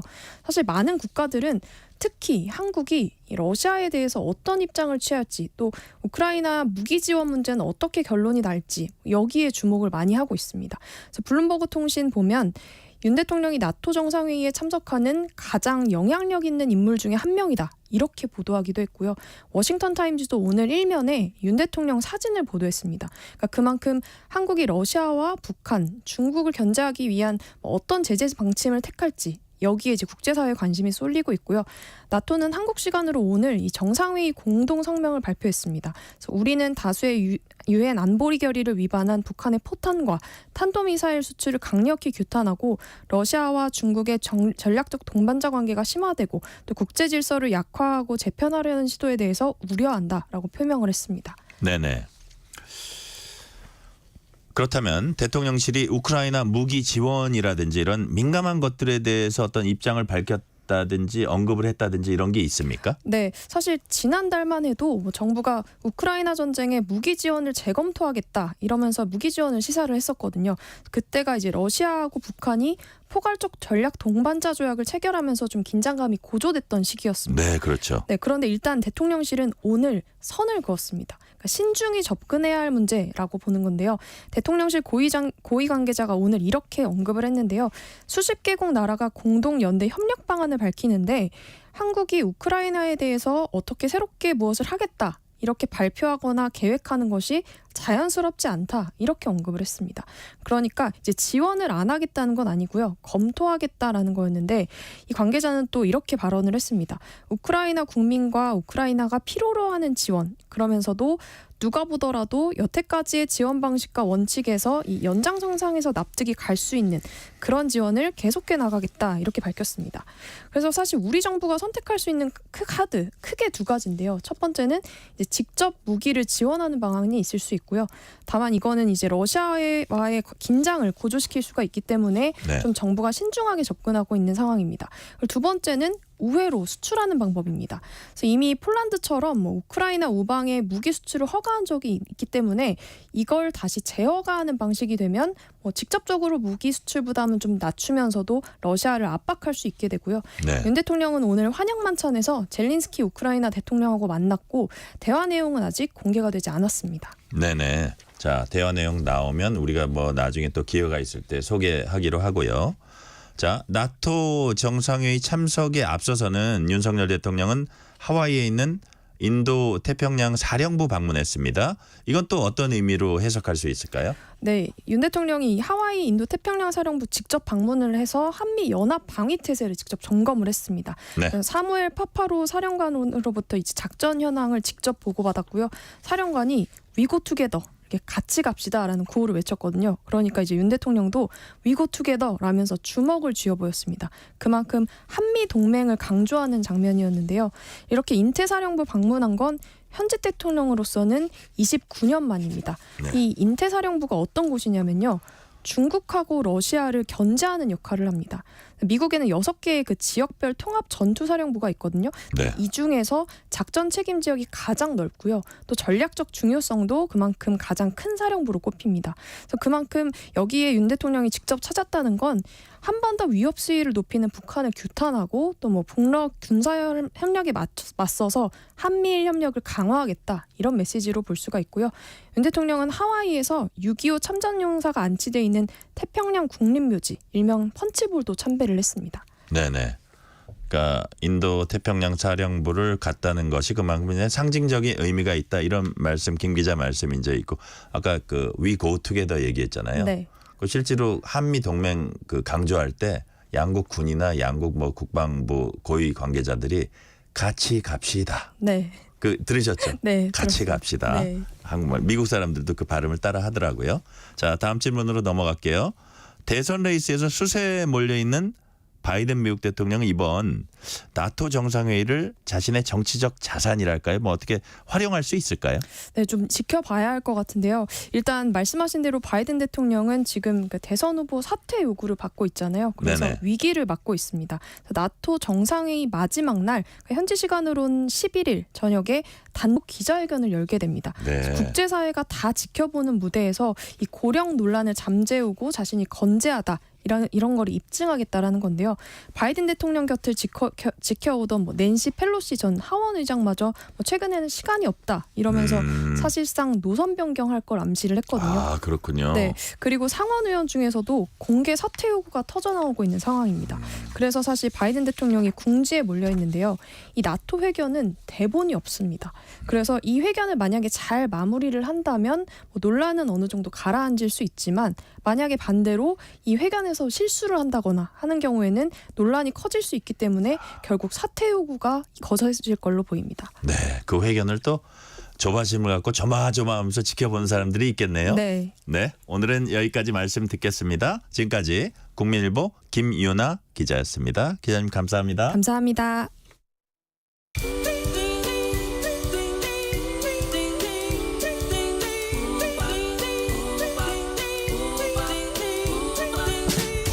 오늘 하루 뉴스를 정리해주는 다정한 편지 한 통. KBS 1라디오 뉴스레터 K.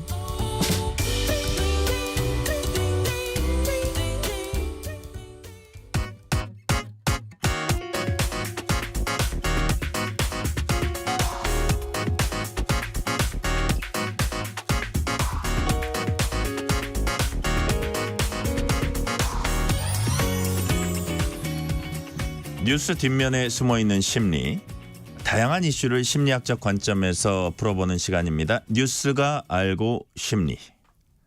사이콜로지 뉴스 이렇게 영어로 바꿀 수 있나요? 여하튼 김태훈 경남대 심리학과 교수님 나오셨습니다. 어서 오세요. 네, 안녕하세요. 자, 오늘은 메신저로 하는 소통에 대해서 알아보려고 합니다. 스마트폰으로 메시지 주고받는 게 이제 일상이 되면서 신경 쓰이는 게 있어요. 왜 읽고도 답이 없나? 이거 두 글자로 하면 익십 그러더라고요. 네. 발음도 어렵고 저 이거 딱 한 번만 얘기하려고요. 네. 혹은 아예 안 읽고 답을 안 한다고 해서 안 익십. 발음 어려워요. 그래서 사람마다 참 스타일이 다른데 교수님은 어떠세요? 메시지 좀 쌓아두는 스타일이세요? 저는 디지털 네이티브가 아니라 가지고 네. 아주 카톡을 아주 자주 확인하지는 않습니다. 아, 그러시군요. 네. 강연이 있거나 뭐 혹은 저녁 때 아이들이랑 시간을 보낼 때는 대부분 확인하지 못하거든요. 그러니까 예를 들어서 집에 좀 들어와서 샤워하고 이제 핸드폰은 책상에다 뒀는데 그럼 아침까지도 가요? 아이들이 잘 때까지 갑니다. 그러면 몇 시간 정도 네, 갈 수 있네요. 네. 그래서 굳이 따지자면 뒷부분이랑 더 가깝습니다. 더 이제 교수님 스타일은 그런 거고. 네. 자, 근데 이제 교수님도 이런 메신저 소통하다 보면 네네. 뭐 급할 때 이렇게 보냈어요. 답이 안 와요. 이렇게 좀 답답할 때도 있습니까? 그건 너무 당연하죠. 그러니까 예. 답답함을 느낀다는 건 급하게 응답을 기다리고 있다거나 네. 혹은 무언가를 기대하고 있을 때 이럴 때 그런 느낌을 가질 수밖에 없고요. 네. 특히 연락 수단이 메신저밖에 없으면 더더구나 답답하게 느끼실 수밖에 없습니다. 그러니까요. 네. 자, 조금 그걸 구체적으로 제가 이제 묘사를 한번 해볼게요. 자, 내가 뭐 보냈어요. 뭘 보냈는데 뭐 어떻게 보냈어요. 상대방이 답이 없을 때 몇 시간째 왜 안 읽지? 그때 어떤 생각을 하게 되는지 아세요? 아 바쁘겠지. 네. 했다가 설마 날 무시하는 건 아니겠지? 이렇게 막 혼자 이런저런 생각할 수 있잖아요. 이런 감정은 자연스러운 건가요? 네, 자연스럽습니다. 제가 보기에는. 아 그래요? 특히 예. 상대방이 평소와 다르게 행동하면 더더구나 그런 감정을 많이 느끼실 거라고 생각해요. 그러니까 평소에는 바로바로 답을 했는데 갑자기 오늘따라 읽고 답을 안 하거나 혹은 오랫동안 안 읽고 있거나 이러면 이건 뭐지? 하실 수밖에 없는데요. 근데 이건 메시지를 보낸 사람의 입장입니다. 아 그래요? 네, 무슨 얘기냐면 예. 내가 무시당하고 있다거나 혹은 나에게 관심이 없는 건가 이런 생각을 하는 건 사실 상대방의 상황을 잘 모르기 때문일 수도 있거든요. 그 메시지를 받은 사람이 정말 바빠서 혹은 다른 일을 하고 있어서 답을 못할 수도 있는데 우리는 그런 생각을 잘 안 해요. 자기 위주로 생각하죠. 네, 그죠? 그래서 이런 걸 심리학에서는 Fundamental Attribution Error, 기본 귀인 오류라고 부릅니다. 아, 이건 좀 어려운데요. 네, 그러니까 쉽게 말씀드리면 두 번째 단어가 뭐였죠? Fundamental Attribution. 그러니까, Attribution. 네, 귀인은 원인을 찾는 겁니다. 네. attribute가 무슨 특성 뭐 이런 건데. 네, 근데 거기서 attribution. 예. 여기에서의 그 의미는 상대방의 행동의 원인이 무엇인지를 추론한다는 거거든요. 아, 그렇군요. 네. 근데 상대방의 행동의 원인을 추론할 때 우리는 대부분 상대방이 처한 상황은 잘 모르죠. 그러니까 성향을 대부분의 원인으로 돌립니다. 아, 그렇군요. 그러니까 저놈이 뭐 이렇게 가시는 거죠. 그러니까 그렇게 막 오해도 하게 되는 거예요. 맞습니다. 막 말도 거칠어지고. 네. 자, 그런데 제가 보낸 메시지를 두 글자, 세 글자로 안 줄일래요. 네. 읽고도 대답이 없을 때도 있고요. 네. 읽지도 않고 대답도 안 하고 이럴 때도 있어요. 이 둘은 뭐 기본적으로는 다른 거죠. 사실 다르긴 한데요. 예. 아까 말씀드린 것처럼 메시지를 받은 사람의 상황을 정확하게 모르고 있는 상태에서는 뭐라고 답하기 어렵습니다. 그러니까. 네. 예. 그러니까 이런 경우가 있어요. 메시지 읽었는데 어떻게 답을 해야 될지 잘 몰라서 조금 시간이 필요할 때도 있고요. 네. 또 스마트폰에 따라서 미리 보기 기능이 있거든요. 그래서 사실은 읽었는데 안 읽은 것처럼 할 수도 있기 때문에 이게 진짜 어떤 건지는 그 사람의 상황을 정확하게 봐야 되는데 그냥 일반적으로만 말씀드리면 읽고 답을 안 하면 상대방이 나를 무시하는 듯한 느낌을 가질 수밖에는 없습니다. 그러니까요. 네. 예, 그건 자연스럽게 그렇게 생각할 수 있거든요. 네네. 그 아주 특수한 상황은 내가 모르는 상황에서. 맞습니다. 그죠? 자, 그렇다면 둘 중에 소통이 있어서 뭐가 더 안 좋다 뭐 이럴 계제도 아닌가요? 그렇죠. 예. 근데 제가 궁금해서 좀 찾아봤는데 의견들이 많이 다르시더라고요. 그래요? 어떤 분들은 차라리 읽고 답을 안 하는 게 낫다 하고 하시는 분들도 있어요. 그러면 명확하다. 저 사람이 나와의 소통을 거부했다. 그러니까 더 이상 고민 안 해도 된다. 이렇게 말씀하시는 분들도 있더라고요. 만약에 그런 게 또 반복되면 네. 읽고 대답 안 하는 게 반복되면 맞습니다. 그죠? 자, 답을 안 하는 사람들을 위한 변명도 이제 어떻게 보면 필요한 것 같은데요. 메시지에 답하지 않는 사람들 그 심리는 뭔가요? 조금 전에 말씀드렸던 것처럼 그 상대방이 일부러 답을 안 한다고 생각하는 경우가 많은데 그렇지는 않거든요. 답을 못할 때가 있다고 생각해 주셔야 되고요. 특히 적절한 답을 찾는데 시간이 필요할 수도 있고 또 때로는 동시에 예상외로 너무 많은 메시지가 한꺼번에 와서 놓칠 수도 있습니다. 네. 근데 우리가 그런 것까지 생각 안 한다는 거고요. 만약에 그럼에도 불구하고 일부러 답을 하지 않는 거라면 그거는 의사표현의 일종이라고 할 수 있습니다. 네. 답이 없는 것도 답이다. 뭐 이런 얘기도 하잖아요. 그렇죠. 근데 사실 그거는요. 스마트폰 메신저에만 적용되는 얘기는 아니고 예전에 이메일도 그랬고요. 심지어는 대면한 상태에서도 어떤 질문에 답을 잘 안 할 때가 있습니다. 네. 그럼 분명히 이유가 있는 거죠. 아니 그리고 저 같은 경우는 이런 경우도 있어요. 읽었는데 여러 개 메시지가 많이 와 있고 뭐 단톡도 와 있고 개인톡도 와 있고 하면 읽었는데 이게 이거는 금방 응답 안 해도 되겠지 하는 판단을 빠르게 하면서 그냥 지나가고 까먹는 수도 있거든요. 그렇죠. 그 사람을 무시해서가 아니고. 맞습니다. 그게 이제 무시하는 건가요? 이거? 무시하는 건가? 예. 제가 보기엔 그게 입장의 차이죠. 예. 자, 그렇다면 지금 우리가 쭉 얘기를 나누고 있는 이 읽지 않음 기능 자체가 스트레스를 유발한다고도 볼 수 있나요? 네. 특히 이게 양방향으로 실시간 작용하는 기능이라서 그런데요. 네. 스마트폰이 이제 거의 필수품처럼 사용되고 있잖아요. 네네. 근데 사실 생각해 보면 읽었는지의 여부를 확인하는 기능은 이메일부터 시작됐습니다. 이메일. 네, 그렇죠. 예전에 이메일 보낸 지가 언젠데 아직도 안 읽었어 이런 얘기 그렇죠, 했었거든요. 그렇죠. 근데 문제는 뭐냐면 우리나라에서는 거의 모든 사람이 스마트폰을 가지고 있으니까 게다가 특정 메신저를 사용하고 있으니까 당연히 서로 간에 보낸 메시지는 확인한다고 가정을 하고 있어요. 그렇죠. 그렇죠. 그게 제가 보기엔 핵심인 것 같고요. 게다가 주변에서 읽지 않음 기능 때문에 핀잔을 여러 번 들었다. 그러면 어쩔 수 없이 계속 스마트폰을 확인할 수밖에 없는데요. 더 문제는 뭐냐면 만약에 그게 직장 상사가 보낸 메시지라면 더더욱이나 네. 그럴 거라고 생각합니다. 그래서 좀 공적인 메신저하고 네. 사적인 메신저하고 분리했으면 좋겠습니다. 그러니까요. 자, 제가 다음 질문 넘어가기 전에 네. 5663님이 어떤 문자 보내주셨냐면요. 상대방에 대한 관심이 낮아질수록 성공에 가까워집니다. 어떻게 보세요? 굉장히 철학적인 말씀이신데요. 그러니까 시시콜콜이 뭐 이런데 시간 뺏지 말고 네네. 이게 뭐 자기에게 크게 도움 안 되는 거 다 무시하고 네네. 자기의 성공을 위해 매진하라 뭐 이런 얘기 같은데요. 지금. 본인한테 집중하라는 말씀이 맞는 것 같고요. 예.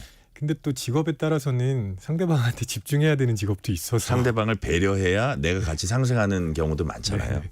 꼭 뭐 이게 전혀 우리 5663님 말씀이 일리가 없는 건 아닌데 또 그런 다른 측면도 있는 것 같다는 네, 말씀이세요. 자, 스마트폰이나 메신저라는 플랫폼 그 자체가 대화를 더 부담스럽게 이렇게 만드는 요인이 될 수도 있습니까? 그렇습니다. 네. 여유가 없어진 게 가장 큰데 소통의 수단이 실시간으로 변화하고 있잖아요. 그러면 당연히 즉각적으로 응답하기를 기대하는데 이래서 기다림의 미학이 사라지고 있는 듯합니다. 그렇다 이거죠. 네. 그래서 먼저 답을 해야 되는 부담감이 생기고 그러다 보면 현재의 가치에 훨씬 더 크게 네. 집중하게 됩니다. 이걸 이제 temporal discounting, 시간 할인이라고 하는데 시간 할인. 미래 가치보다 현재 가치를 훨씬 더 중요하게 생각하는 거죠. 네네. 아, 또 이런 질문도 주셨어요. 반짝반짝 빛나는 질문들이.